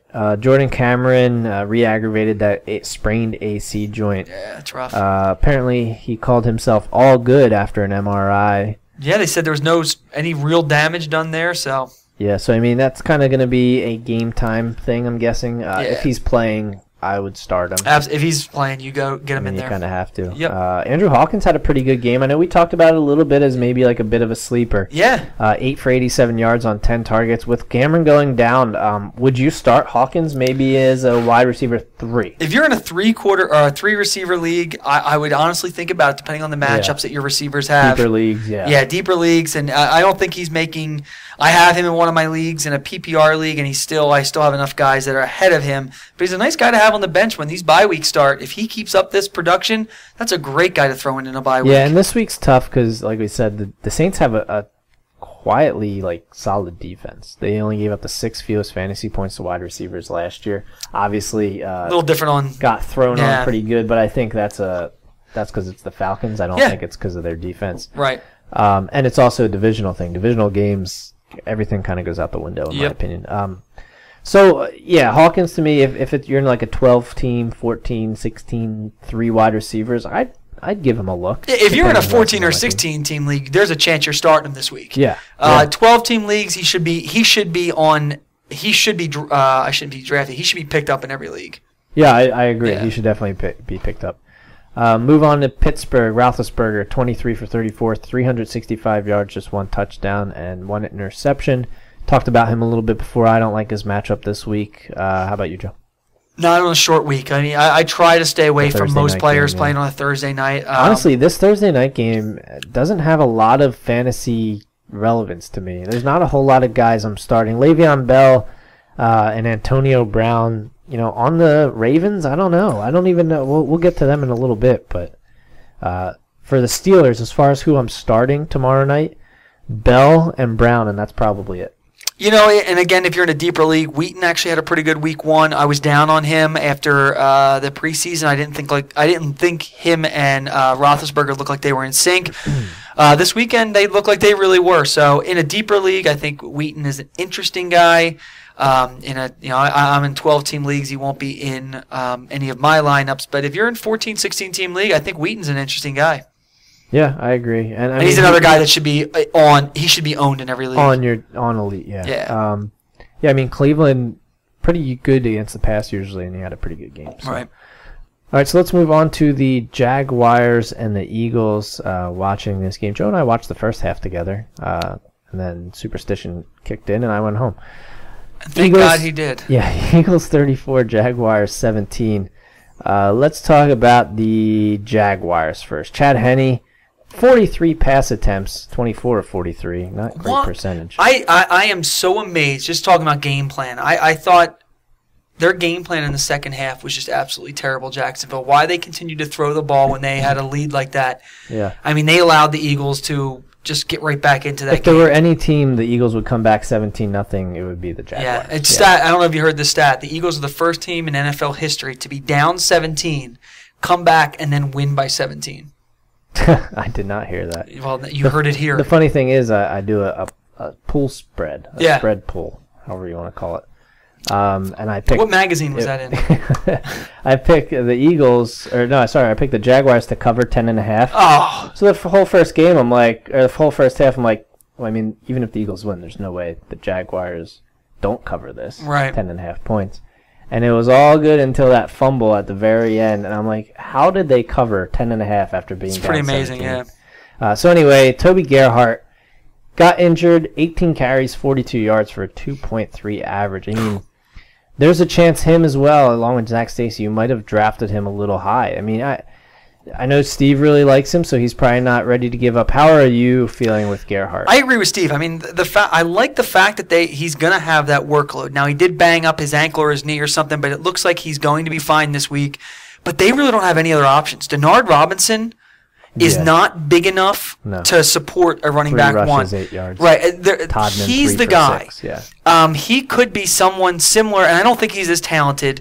He could be similar to someone like Zach Stacy last year, whereas he got the volume, and so he was productive, and we had talked about that. So, and the other thing is the Eagles' defense, as much as we give them crap, their secondary is terrible. Their secondary is awful. Their run defense is pretty good. Yeah, really, and it looked even better this weekend. I thought the linebackers played well, and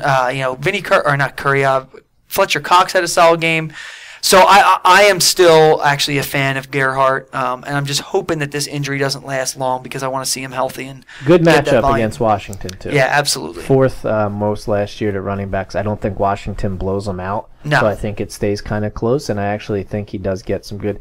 I do have a feeling he might be a little touchdown dependent this year. He may. But you're still plugging him in as a maybe flex RB2. I think he's a really good. I think he's a really good RB2. I think he's a really good flex low end RB2. Yeah, I would agree. Allen Hurns, we talked about Johnny Allen Hurns. Marquise Lee injured. Who knows if he'll play? I mean, do you really feel comfortable starting any wide receiver right now? No. Maybe Cecil Shorts. Maybe Cecil if he Shorts plays if he's 100%. Right. If he's just going to go out there and try and play on a hurt hammy. Hammies are something that get aggravated very easily. We talked about that, yeah. We talked about, I guess Gerhart's probably the only one you're looking at starting this week. That's it. Definitely starting. Yep. If you're desperate, Cecil Shorts, if he plays, Marquise Lee probably won't. And Allen Hurns, really deep leagues maybe. Otherwise, you'd pick him up, sure, but keep him on your bench for now. Yep. Moving on to the Eagles side, Foles we kind of talked about a little bit. No issues starting him this week against Indianapolis. Yep. Okay. Yeah, they have Mathis is out. They're going to struggle to rush the passer. I think even with the patched up offensive line, I think they're going to have a week to work together. And they play on Monday night, by the way. They play on Monday night. I think that, and everybody going into the season, I don't think anybody really thought Foles was going to do what he did last year, 27-2. However, for where you drafted Foles, I think he's going to be solid. And I think Monday night against a team that struggles against the pass, I think they're going to do fine. And this could turn out being a shootout because Andrew Luck is going to be able to throw all over the Eagles at will. So the only way the Eagles can hang with them probably is by throwing the ball. So that's another reason I think the Colts are a team who can't run the football right against a defense who can stop the run. So all they're going to do is throw. Yeah. I mean, we'll talk about when we talk about the Colts. Sure. But start them all. Hint, hint, wink, wink. Nick Foles a little inconsistent here. Jeremy Maclin had 4 catches on 10 targets. Yep. Most of that was because of Foles missing him. he just didn't look good, Foles. Matthews had 2 catches on 4 targets. McCoy 6 for 6. Matthews looks bigger than I thought. Yeah, He looks good out there. He looked good. He did look good. I'm excited for him. I actually drafted him late Foles in most missed of him my on leagues. A wide open Yes. pass at one point. I drafted him late in most of my leagues, and he may be a guy in a couple weeks I end up dropping if he's not seeing a lot more. But as an Eagles fan, I really like what I'm seeing. But I still think, and especially if Maclin or Cooper were to get hurt, they just announced, I believe, today that Matthews has passed Brad Smith as the number 3. We all kind of knew that was going to happen, but I think it's official now on the Brad depth Smith chart. Didn't have a target or No, not at all. So I'm excited to see what he does going forward. Yeah, McCoy, 21 carries, 74 yards, a little low on the average, 3.5, no touchdowns. He did have 6 receptions, 41 yards. No worry about him this week. I think they're going to try and what struck me as odd, maybe they were just trying to get his confidence going but with Nick Foles struggling in the first half, 1st and goal from the 5. You would think they give it to McCoy, but instead they decide to pass it. Are you worried about them shying away from him in the red zone? I think it was just maybe a confidence thing. I think Chip Kelly saw something he liked and he tried to go for it, and Nick Foles didn't execute. Now that being it said, was a bad throw. That's Nick Foles' fault on the throw. However, I agree. He was struggling. It's 1st and 5 from the 5. Why are you not giving it to the best back in the NFL? So, no worries about McCoy this week. Ertz, 3 catches on 5 targets, 77 yards and a touchdown. That was actually, as high as we are on him, that was a little better than I thought he'd do on the first game of the season. I agree. I thought he looked really good. Yep. They like getting him open down the middle. The seam was open all game, and Foles missed it consistently until the second half. I mean, I think him and I think Selleck could have had an actually productive day if they were able to hit him. But now the Colts only give up last year at least gave up the 5th fewest fantasy points. That changed this week with Julius Thomas, but that's Peyton Manning and Julius Thomas. Sure. So, where would you have, I guess, Ertz this week on Ertz? If you have Ertz, I think he should be in, unless you drafted Ertz as a backup. Yeah. And you like your guy better.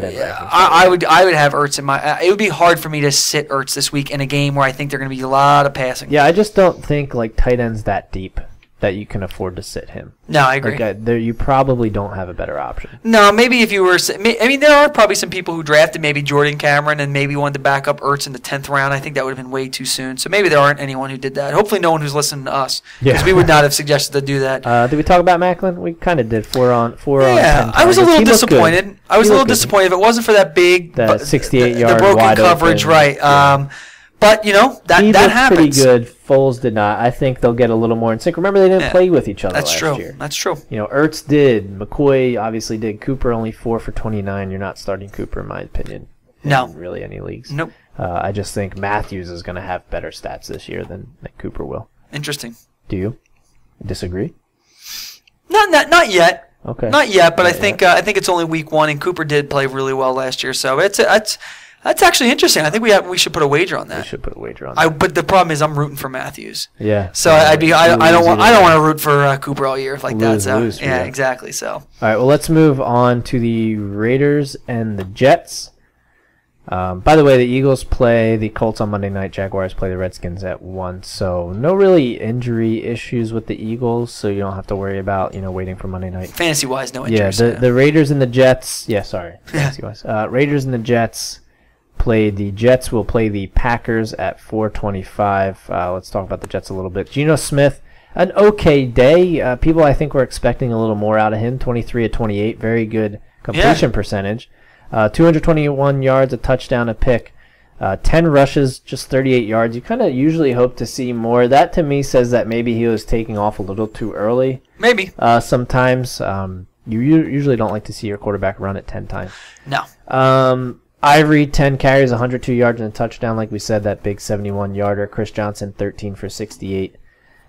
Decker did have 5 catches for 74 yards. I remain in the camp that Decker's still being undervalued. I actually like him as a low-end wide receiver too. I agree. I Maybe agree. even a flex option as the season goes. Yeah, I think more flex right now, but just because of the quarterback situation. Even though I think Geno looked pretty solid for his first start of the season. His yards per attempt were a little low, but I think that's part of the reason his completion percentage was so high. But I think Decker is a good receiver, and I think he's a definite flex guy. And I think depending on again the way you, I'm starting him this week. I have a PPR league where I'm starting him. Yeah. Green Bay gave up the 4th most fantasy points to wide receivers, and I think the Jets are going to have to throw this game. And that was last year, by the way. Okay. Geno Smith, if I don't have to, I'm not playing him. I kind of only plugged him in because of Cam Newton. You probably have a better option. You should. Than Geno Smith, yeah. Chris Ivory and Chris Johnson, we kind of talked about it a little earlier. Green Bay, you can run on them. Mm-hmm. So maybe early on, they might be able to put up some yards, but just with the committee thing, I don't know that I can. No. If I don't have to, I have Chris Ivory on a couple teams. Yeah. I'm not planning on starting him in any. But if you had Ben Tate, and you don't have a choice, I wouldn't be totally upset with starting Chris Ivory. No, either would I. And in that same league where you have Chris Ivory, I have Chris Johnson. And under certain circumstances, I'd have no problem putting Chris Johnson in my flex this week. Right. Curley, 5 catches, 38 yards. There's really nobody else probably that you're looking at to start here. Nope. So let's move on to Oakland. Derek Carr. 20 for 32, 151 yards. He did have 2 touchdowns. Ran it once for -1 yards. I'm actually a little surprised. A lot of times younger quarterbacks can, you see Andrew Luck, like he's a big guy, but he can run. Yeah. I'm surprised he didn't do too well on the ground. I didn't see that game, so I didn't see exactly how he performed running-wise. But me either. Darren McFadden, 4 carries, 15 yards. So MJD, disappointing. 9 for 11. You're just staying away from running back. I'm not touching anything. Yeah. You got Streeter had 5 for 46 and a touchdown, and James Jones 3 for 34 and a touchdown. Yeah. I mean, I still am in the I'm not starting any Oakland players No. pool. Unless you're in a crazy deep league, maybe a Streeter or one of the receivers, but no. Right. They are playing the Texans. Derek Carr's probably going to get chased around by J.J. Watt. Right. Just like RG3 did last year. Mm-hmm. And I think RG3 is probably a little more mobile than Derek Carr. I would think. So that is it for that game. Both those games are at 4:25, by the way. Jets, Packers, Raiders, Texans. Let's move on to the Bengals and the Ravens. So the Ravens play the Steelers, as we mentioned before, tomorrow night, Thursday. Bengals play the Falcons at 1 p.m. The Bengals this week, A.J. Green had a monster game. The guy's a stud. I mean, you're not. I'm probably sitting him this week, though. I think he gets overlooked a lot just because of other guys like Calvin Johnson. I mean, we'll get to Calvin Johnson. But, they actually gave A.J. Green a rush, 1 for 5 yards. I was surprised by that. Yeah, a little bit. Gio Bernard, 14 for 48. He did have 6 catches for 62 yards, obviously in a PPR. I mean, I still continue to say he's a top 10 running back either way.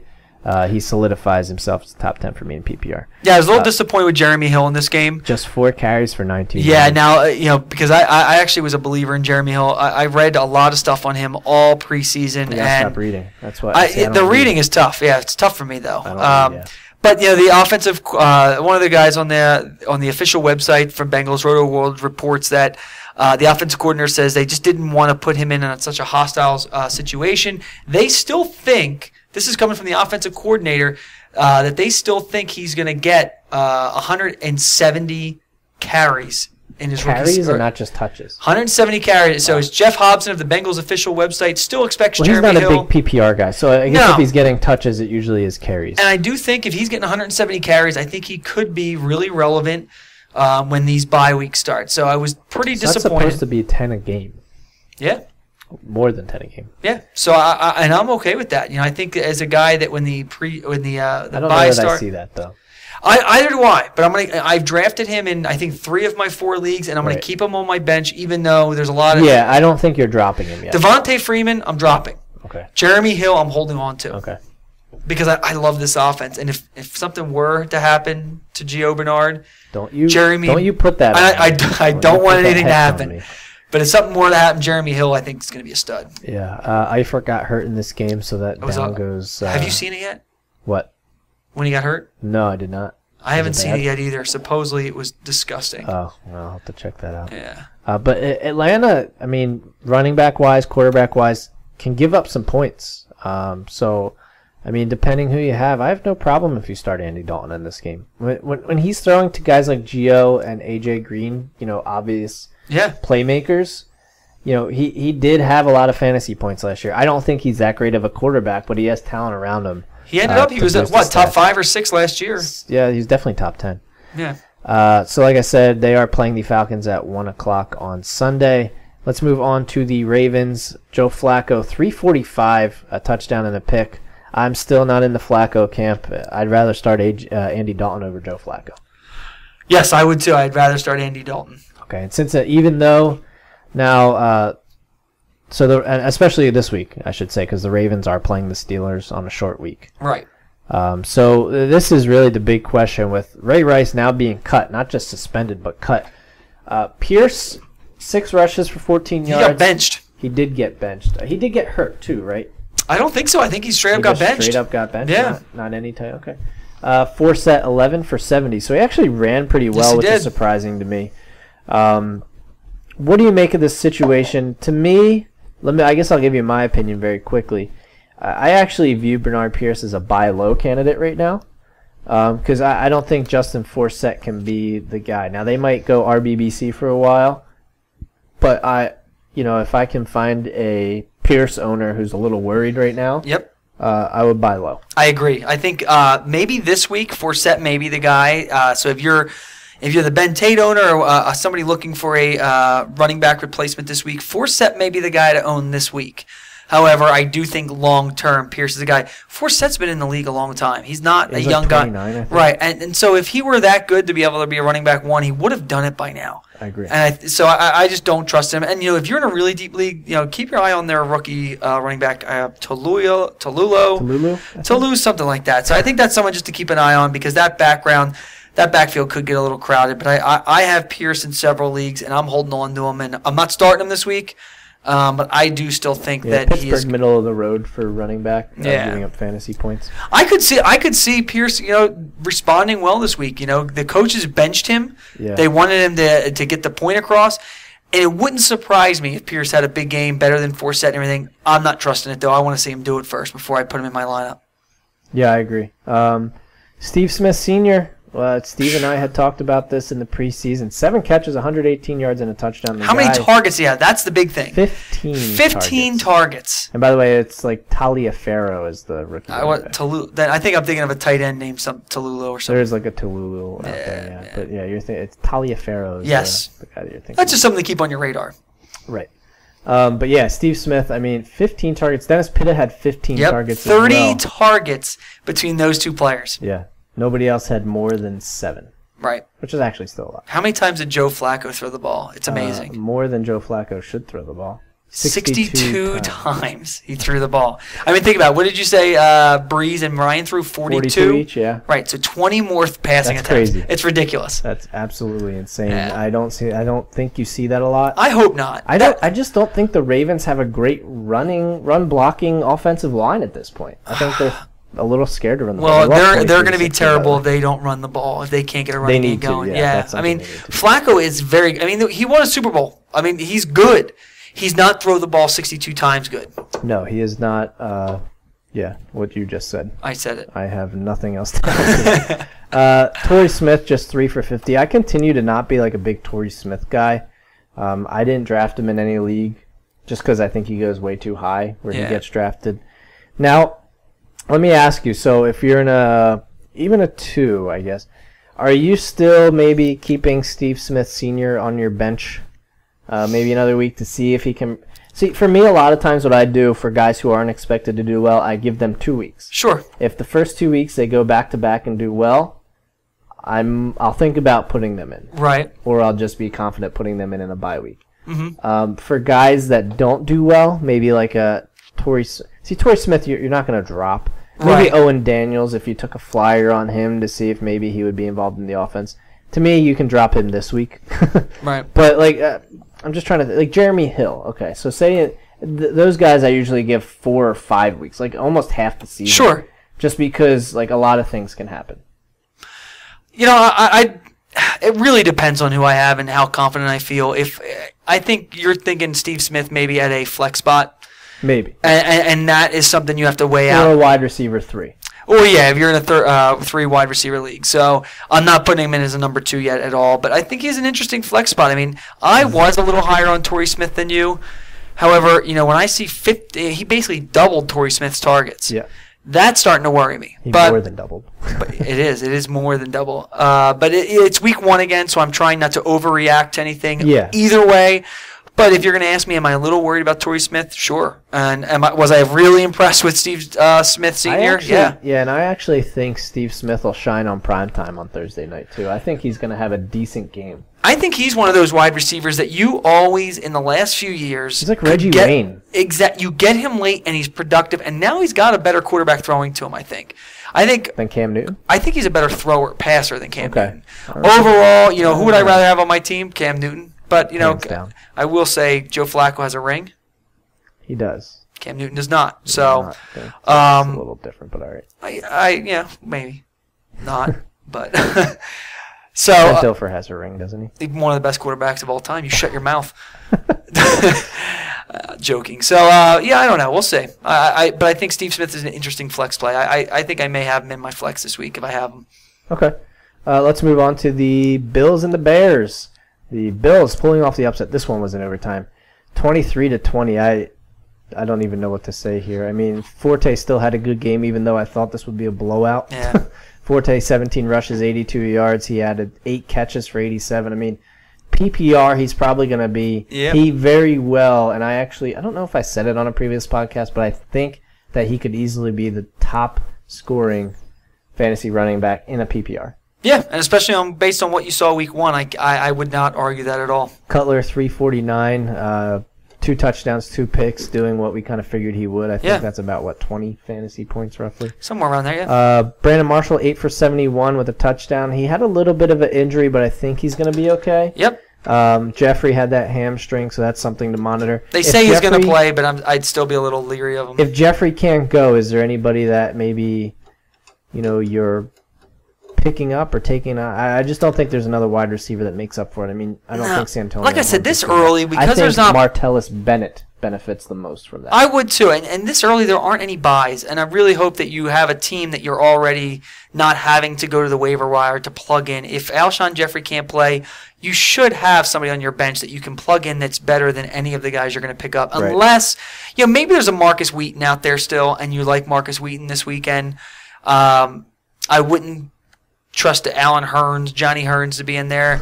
There's only a few guys, but hopefully, when the buys start and these injuries start happening, that's when things will get really interesting. But at this point, if you have to sit Alshon Jeffrey, you should have another receiver on your bench that you can plug right in. Yeah, and the Bears will play the 49ers on Sunday night. Yeah. Buffalo, E.J. Manuel, an okay game. You're still not starting him. Fred Jackson, 7 for 61. C.J. Spiller, 15 for 53, so more carries, but Fred Jackson was more productive. Yep. But that was off of one run. He had that 38-yard run, and if you take that away, it really wasn't as good. I'm still starting Spiller over Fred Jackson at this point. But I have no problem, on a bye week, especially once those start rolling around, if you want to start Fred Jackson. Yeah, I mean, the yards per carry average is low for C.J. Spiller. I'm disappointed with that, but I love seeing him get 15 carries. He more than doubled Fred Jackson.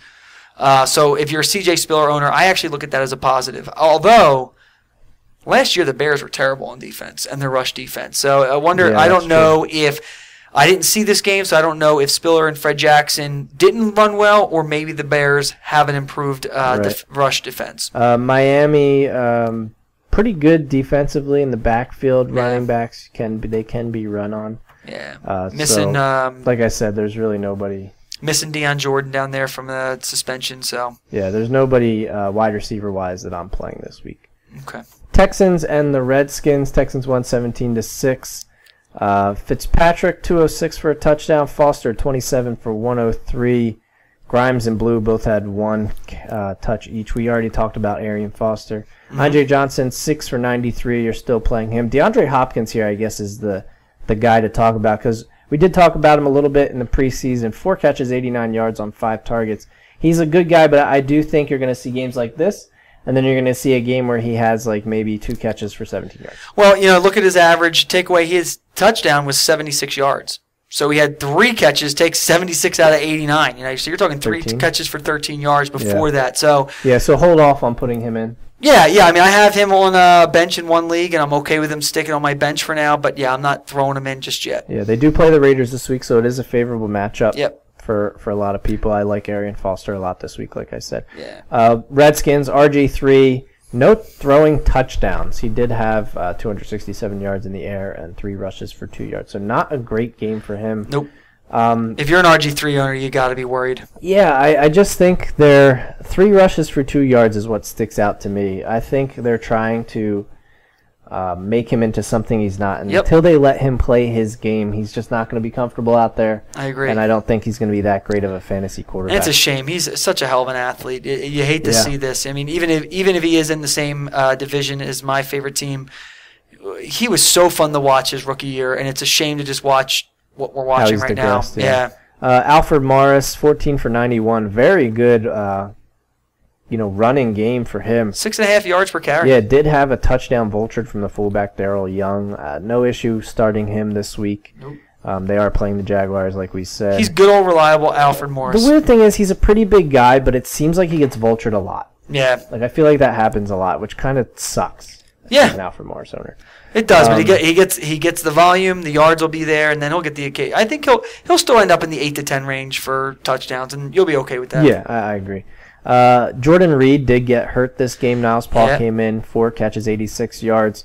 I just think there's better fantasy tight end options out there. Okay, so we're in agreement on that. We talked about Pierre Garçon, talked about Deshaun Jackson a little bit. Like we said before, they played the Jaguars at 1 o'clock. Titans and Chiefs is up next. We got the Titans won 26-10. Kind of an upset, but kind of not. I think it's just an upset of how they finished last year. I actually liked the Titans to play a little bit better this year, and Chiefs probably to play a little bit worse. Their defense is banged up as well.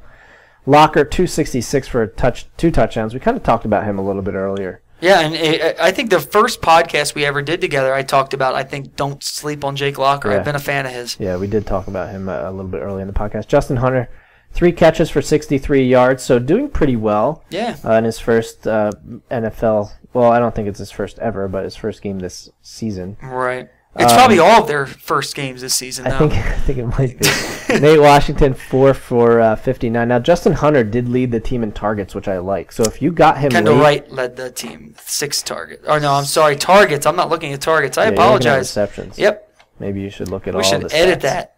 Nope. 8 targets for Justin Hunter. So just 3 catches, which is kind of odd. I don't have it in front of me if he dropped some passes or maybe Locker just missed them or deflections or whatever. Kendall Wright did have 6 for 46. So he's doing a lot more with his targets, obviously. Correct. Yeah, he only missed 1 target. I still think he's the guy. He's still the guy. But I do think that where you got Hunter is going to be good value because I do think Wright was climbing up a lot of draft boards late. Yeah. Late in the preseason.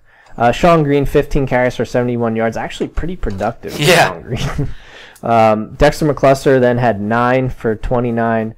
Sankey had 6 for 25, and Sankey didn't even get a carry till late. Yeah, if you drafted worried. Sankey, you're real worried. You're very worried. But at this point, you kind of have to ride it out. You have to. You're not going to start him. By no means are you going to start him. Would you buy low on him right now? On Sankey? Yeah, I'd actually. I think I would wait a week because I think you're going to see about the same thing next week, and I think the owner is going to be even lower. I would trade. Would you trade like Chris Ivory for Bishop Sankey? I know I keep thinking the same thing. I'm terrible at. Would you trade Carlos Hyde? Here's the only reason why I probably wouldn't wait is that they're playing the Cowboys this weekend. They are. And there's a chance Sankey actually does get the production. So you take a chance there. I'd take a chance. Play the Cowboys at 1 o'clock. I just don't think Sean Green. The Cowboys' defensive line is actually not bad. No, it's not. I just don't think mid-season we're going to still be talking about Sean Green averaging 4.7 yards per carry and getting this kind of production. I really don't. So I'd go after Sankey, but I'm actually a Sean Green owner in a couple leagues, so I like what I'm seeing so far, and he's in consideration for being my flex this week. Sell high on Sean Green? Here's why I don't think I can. I don't think anybody wants him, even with these numbers. I think I everybody agree. recognizes What he is. So, and I had somebody offer me something ridiculous, and I thought I'm not giving Sean Green up because as long as he's going to be productive for the next few weeks, Sean Green's an average, a pretty solid flex play going forward. Yeah. For the next couple of weeks at least. So Yeah. I'm not giving up on him yet. Now, what you may want to do is try to get to the Bishop Sankey owner. Yes. That may be the guy who would be willing to give you the best deal on that. On Sean Green, yeah. Yeah. I agree. I actually, before the season started, I tried to get Sean Green. Didn't work out. In one of my leagues, I had Sure. Bishop Sankey. Not as he's as like my third or fourth running back. Right, So right. if you drafted him as your second, you might be a little worried. Yeah. The Chiefs play, who do they play this week? They play the Broncos at 4:25. They're probably going to have to pass, I would think. But Jamal Charles, I know Andy Reid had said that, obviously 7 carries for 19 yards is not going to cut it. Alex Smith had more rushing yards than Jamal Charles. By the way. I know you said they're going to have to pass, and they're probably going to have to more in the second half. They just need to give the ball to Jamal Charles over and over and over again because if it's going to come down to Alex Smith, you don't stand a chance. Now, they probably don't stand a chance to begin with. The only chance they have of winning is getting the ball in Jamal Charles' hands. So if they are passing, do a dump down, screen pass stuff. And we know Andy Reid is great at screens. Yeah. Get Jamal Charles the ball any way you can, and that's the only chance you have at winning. Your boy Travis Kelce had 3 catches for 49 yards. He did, and Are you immediately plugging him in as a starter? Here's why I am, because I have Jordan Reed, and I okay. actually, because I knew he was my sleeper this year, I normally don't draft 2 tight ends. I did because I have Travis Kelce as a sleeper, and I wanted to back up what I said. 3 for 49, I'm happy with that. And then I did read somewhere that they targeted him in the end zone, and they just missed him. Right. So, Fasano did get a touchdown. Fasano did, but if you had that touchdown, you're talking about a 10-point day for Travis Kelce. So probably the 15th round. And some guy, when I drafted him in one league, now this is one league where one guy barely knows what he's doing, but he looked at me and said, "Why'd you just draft the center for the Eagles?" I said, "You're an idiot." And he is an idiot. But anyway, so he is going to be starting in actually, I think, 2 of my 4 leagues this weekend. Okay. Well, we'll have to see how that turns out. Yeah, but I do think there are worse options. And out Andy there. Reid actually did say that he needs to get Kelce. He mentioned 2 players about not getting involved enough, and they're his fault specifically: Jamal Charles and Kelce. So I do think Kelce. I think he was only in for like 19 or 20 snaps. Fasano played most of them, but I think you're going to see maybe 5 to 10 more snaps out of Kelce, which add a couple more targets in there, and you're going to be okay. Right. All right. So let's quickly move on through. We have a few more games left to go, and we're already pretty deep into this. Real deep. 33-20, the Dolphins beat the Patriots. Surprising. I think the big thing here, Noshan, 24 for 134 and a touchdown. Lamar Miller just 11 for 59. Yep. This could be a thing that you saw in Denver last year. I just don't think you're going to see the Dolphins run the ball that well. I know Steve said don't buy the hype on Moreno. I think I'm starting to buy the hype. If you actually got to see some of those highlights, he actually looked pretty good. Yeah. Buffalo kind of middle of the pack there as far as giving up fantasy points to running backs. Yeah. Safe plugging him in as a flex this week, maybe? Moreno? Yeah. Absolutely. Okay. Yeah. Wallace, 7 for 81 and a touchdown. Kind of a pretty good game. I'm still not hugely high on him, but I could see him as like a wide receiver 3. Yeah. And Tannehill's That's probably why you draft him at. Yeah, didn't throw for a lot of yards, 178, 2 touchdowns and a pick. Moving over to the Patriots, Tom Brady, 249 and a touchdown. Vereen, the running game was kind of all over the place. That's what to expect from them. 7 for Vereen for 36 yards and a touchdown. I still think he's the better option at running back if you need to start one, just because he does add that. He gets some catches. Yep, he's going to be their third down back. Yeah, Edelman 6 for 95, so a pretty good game from him. You're still playing him.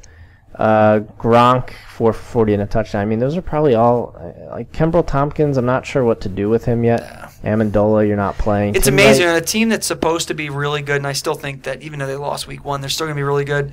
There's just not a lot of guys that you feel really excited about starting other than Gronk. No, but I do think and Vereen, after this game, I think you'll see a lot of those guys get double digits this week. Yeah, it wouldn't surprise me. Yeah, I think they're gonna. I don't think they like. I think I read Like somewhere they Packers haven't effect lost. type of thing, maybe. Yeah, exactly. They haven't lost an opening game since like the early 2000s. It's been like 10 years or so. It has been a while. So- Let's move on. We finally made it to the 4:00 games. All right. Panthers and the Wow. Bucks. Panthers beat the Bucks 20-14. We don't need to talk about Derek Anderson. He won't be playing this week. DeAndre Williams looked pretty decent, 14 for 72, and, Yeah. and Tampa Bay has a pretty good rush defense. So Right. that's kind of interesting. And if you got him real late, chances are you're probably not putting him in your lineup this week because you want to see more out of it. But yeah, Right, I'm and they play surprised. the Lions, and the Lions have a really good rush They defense, do. in my opinion. Kelvin Benjamin, 6 for 92 and a touchdown. I still think I might keep him on the bench 1 week to see if he can repeat what he did last week with Cam Newton. Yep. Greg Olsen, I like, 8 for 83 and a touchdown. We both actually had said before the game, I said that I like Kelvin Benjamin better with Derek Anderson. You said you actually think you like Greg Olsen a little better with Derek Yeah. Anderson. And they both had a good game. Yeah, they really did. They were pretty even. Olsen did have a couple more targets. Those are the two guys that, you're going to see get a lot of Yeah. targets. This Yeah, and just like I said, I've said it a million times already tonight, with Kelvin Benjamin, you should have enough guys on your team that he doesn't need to start for you Right. yet. But actually, I am plugging him in the flex in a league Okay. a league this week because Detroit can be thrown on. Yeah. And their secondary, I think, is pretty young and a little bit. I don't remember if it was banged up, but I know the Giants should have been able to throw against them when they played against them, but they didn't. Yeah. So I am actually starting Kelvin Benjamin in a league, and I'm All trying right. to remember who I benched for him. I benched Zach Stacy actually for him. Wow. That's bold, I know. That is bold. Let's put it this way. I It's think a half-point PPR. I can if that helps. 100% see it happening. I don't know if I'd have the guts to do it. Well, I But got the fact it's a half-point PPR makes it a little better. a little, not by much though. I might be crazy, but I do like Kelvin Benjamin a lot this You week. do. You're But a big fan. No, I just mean this week in general. Oh, okay. I think that's going to be a good game. Josh McCown, kind of a little disappointing. I thought he Yeah. would do a little bit better, just because that the rapport with Lovie Smith and having those big wide receivers. Mike Evans 5 for 37, Vincent Jackson 4 for 36. Vincent Jackson is that guy. He's 4 for 36. The next week he's 7 for 100 and a touchdown. Right. I mean, so he's He's kind hit of or a miss. boomer bust. Yep. Yeah. We already talked about Doug Martin. There's really not much. The Bucks play, by the way, the Rams at 4:05 on Sunday. If you're worried about Doug Martin playing, there's other guys you can start. Yeah. And Yeah, even if you're Doug Martin owner, you probably want to pick up Bobby Rainey. somebody at 1:00. Just because Bobby Rainey actually did play well last year when Doug Martin went out. Yeah. I mean, he ran 4 for 12. Yeah, it wasn't good in Great. this game, but I mean, just based on what he did last year, he's probably someone you want to keep on your radar if you own Doug Martin. Right. Cowboys and 49ers. The 49ers will play the Bears on Sunday night. Cowboys will play the Titans at 1. The 49ers look pretty freaking good. Yes, they did. Cap, I do like him a lot. The guy's a stud. He can make it happen on the ground. He can make it happen in the air. I think this was actually kind of lower than people expected him to do against that Cowboys defense. Mm-hmm. But I just think they got up so Right. much so early that they didn't need to do anything. If you told me they would have been up the way they were and he still ended up with 200 yards and 2 touchdowns, I'd be pretty happy. Yeah, I agree. And they play the Titans, so I think they play the Bears, and I think that's going to be a little bit of a shootout. The between Bears' defense isn't very good. I mean, obviously we saw No, it. and I the like Bills did. Frank Gore for sure this week. Yeah, He had 16 for 66 last week. told you the guy doesn't Hyde, die. Yeah, Hyde did get the touchdown, 7 for 50. Right. What do you think about Hyde? I mean, I know somebody had said to me they were actually they really liked Hyde, and to me, it's I just think you're gonna see a lot of 7 carry games Yeah. you got this game because. Frank Gore, even though he's older, the guy doesn't miss games. He's played all 16 games 3 seasons in a row. I said this all at the beginning when I think that I was higher on Frank Gore than a lot of people just because every year people count him out and every year he continues to Yeah. produce. That being said, I think that as the season progresses, you are going to see a little bit more of Hyde. The problem is I don't know, as long as Frank Gore is healthy, I don't know if you're going to see enough No. to feel comfortable putting him in there. Right. Correct. Yeah, I agree. I think he's touchdown dependent basically. Yeah, but if you're in a keeper league, dynasty league, Oh. you got to have him Gold. on your team. He's probably the top pick. Gold, yeah. Anquan Bolden. Cap loves Bolden, man. I mean, Yeah. he gets a lot of targets. Eight catches on 9 targets. Vernon Davis, the touchdown machine, 4 for 44 too. I think he had 13 touchdowns last year. We all went under because we didn't think he could do that again. He's Yeah. on pace for 32 I was touchdowns. just going to say, he's on pace for 32, so. Stevie John Crabtree had a bad game. Crabtree 2 for 25. From I what just don't think he's healthy.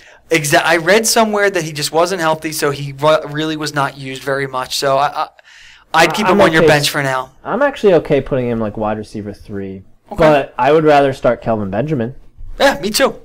Absolutely. I'm glad we're in agreement. Yeah. The Cowboys will play the Titans this week at 1 o'clock. Romo did not look good at all. I was really disappointed. Murray looked really well. good. I shouldn't say. As an Eagles fan, I loved seeing it.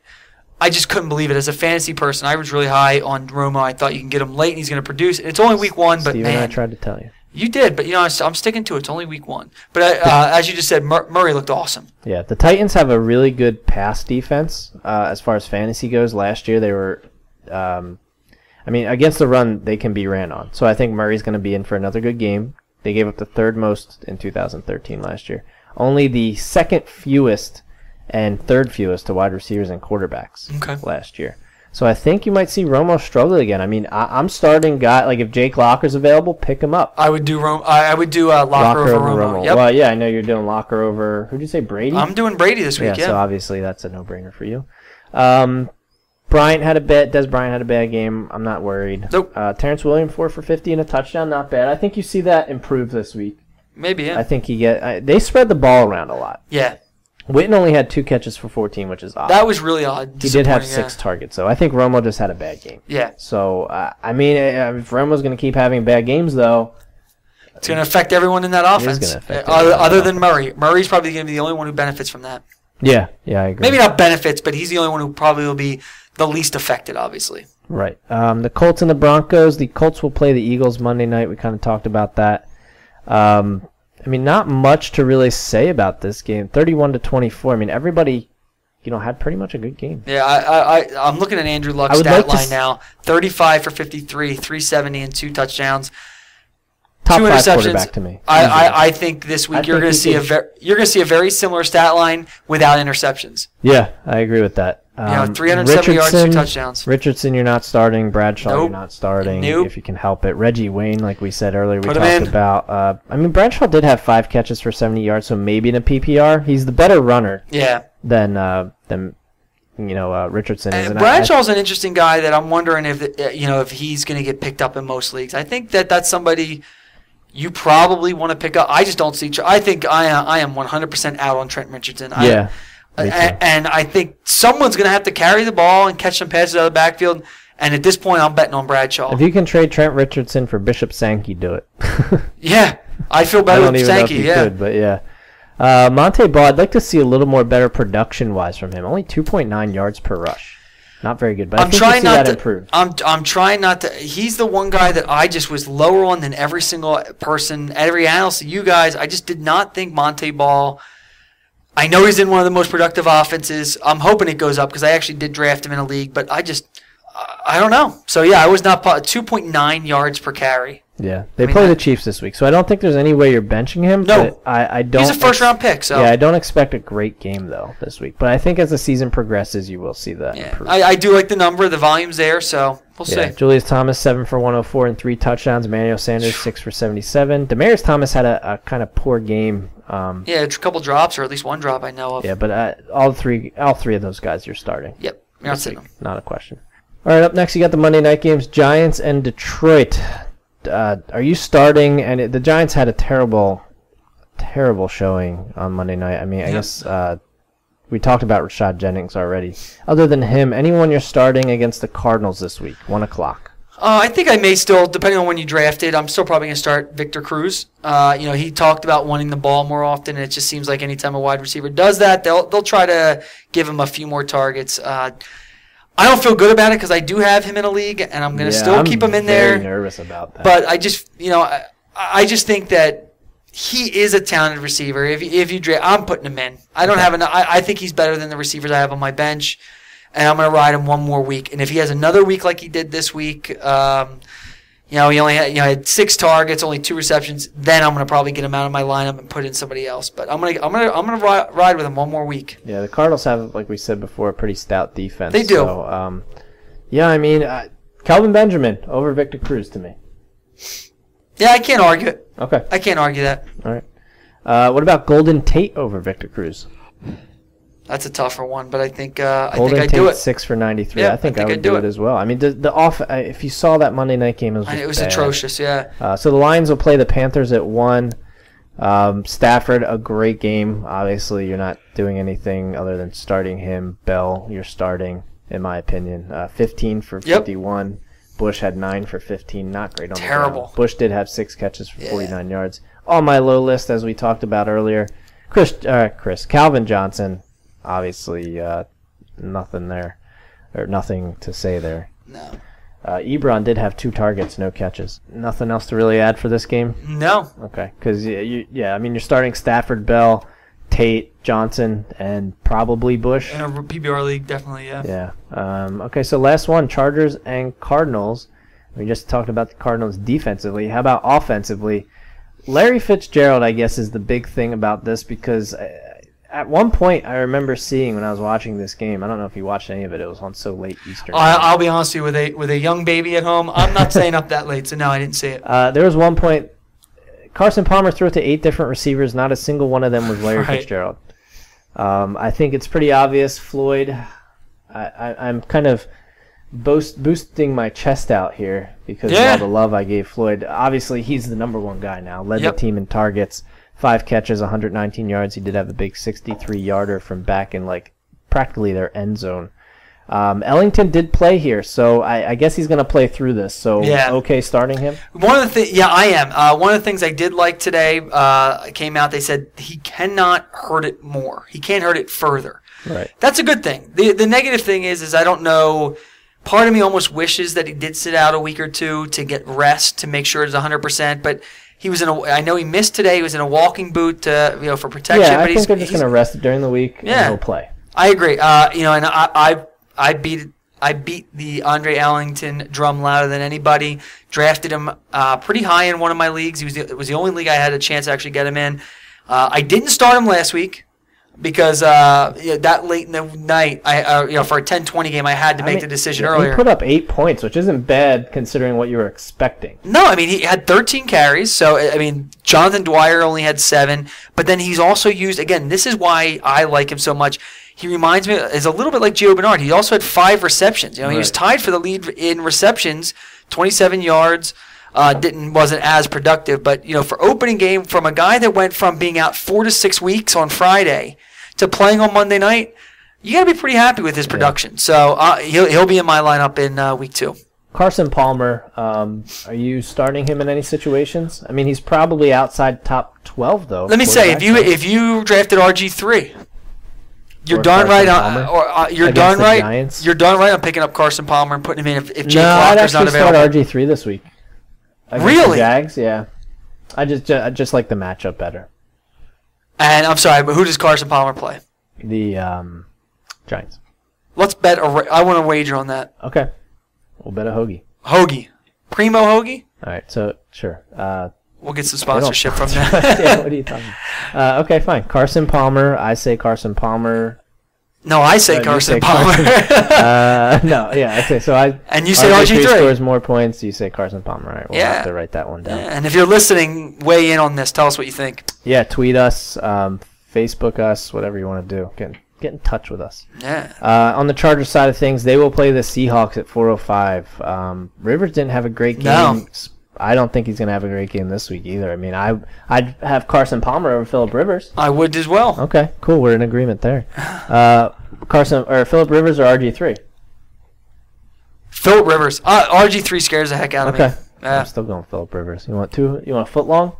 Yeah, I do. Yeah. Okay. Ryan Matthews, that is. 12 for 40. Woodhead 6 for 5. And even wide receiver wise, I don't know if there's a guy this week you're going to be able to rely on wide receiver wise. No, I think my original rankings, I have to go back and change them. I have Keenan Allen in the top 20, and I'm taking him out. Yeah, maybe inside the top 30 for me. Unless the San Diego Chargers Do what the Packers do. where they Yeah. just leave But you Keenan just don't Allen. know. I don't know their game plan ahead of time. And even then, I mean, Nelson wasn't great and Cobb wasn't great unless it was for that touchdown. So Yeah. I'm moving Keenan Allen back in my rankings. Yeah, I agree. Floyd actually had a pretty good game. I like him moving forward, just not this week. Yeah. As a guy you should pick up, I think. Yeah. Gates, I think, did better than he's normally going to do. Yeah. I don't think you're going to see 6 for 81 an awful lot with 10 Although, targets. Ladarius Green only got 2 targets. I think I'm not high on him this year as everybody no, else. there were a lot of people way higher, and I think at this point, I mean, He's droppable to I me. think he's dropped. I mean, because you don't need to carry 2 tight ends, and No. chances are you didn't. And if you did just draft him as your number 1, get rid of him. And I'd rather pick up for the next couple weeks while Jordan Reed's out. I'd rather have Niles Paul over Ladarius Green. Yeah, or Charles Clay. Charles He's Clay. available. Yep. And yeah. Ryan Matthews, 12 for 40 with a touchdown, playing against the Seahawks. I mean, it's just so. Nope. You're probably going to have to.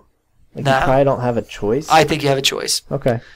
I think you probably. Well, you're right. There's some people who may not have a choice, but Yeah, I'm just avoiding all Chargers if I can this yeah. week. After what I saw them do to the Packers, I don't want Yeah. anyone Even on the though Chargers. it is in San Diego, I just Doesn't matter. it's the Seahawks. So Yeah. all right, well that wraps it up. We'll try and keep it shorter next week because Yeah. it was really long this week. But yeah, so tweet us at NXT Level Radio #PTFF. Let us know your questions. Tweet Joe at JoeyWeb32, Steve at SRichards31, or myself at AdamNextLevel. And we'll answer all your start-sit questions. If you have any, try and get them in before next Wednesday or afternoon. We'll answer them on the podcast. You can email primetime@nextlevelradioonline.com. That wraps it up, Joe. You got anything else? No, good luck in your week 2. Yeah, good luck in week 2. Except for you and I are playing each other, so We are playing each other, so suck that's it. another hoagie. That's a side of chips. There we go. So, all right, well, we will see you next week. Make sure you download and subscribe on iTunes, Primetime Fantasy Football. You can also do Next Level Radio because Primetime Fantasy Football is presented by Next Level Radio. And I think that about wraps it up. Like us on Facebook, facebook.com/Next Level Radio Online. NextLevelRadioOnline.com, and go to the Primetime Fantasy Football blog. We are going to post our rankings, so you can see all our rankings. Maybe if you have some start-sit questions between positions, you can just look at our rankings. And then we will also post our high, lows, and 0 to hero, and don't buy the hype. So check us out there. Like I said, we'll keep it shorter next week. But thanks for listening, and we will see you in week 3. Good luck this week. I turned pro in 1989 when I signed the dotted line. It was strange, those things changed for the better and for the worse. So I called my mama and she said, The Showcast. Let's talk about these promposals. This is a Chick-fil-A one. This is, the cardboard box of chicken nuggets. Under the lid, I'd be one lucky tater tot if you'd go to prom with me. They don't even serve tater tots. Yeah, I know. Doesn't make any sense. It's definitely a Chick-fil-A box. Makes no sense. This I don't want to one's- go to the prom with you just because you're stupid. Sundays on Next Level Radio.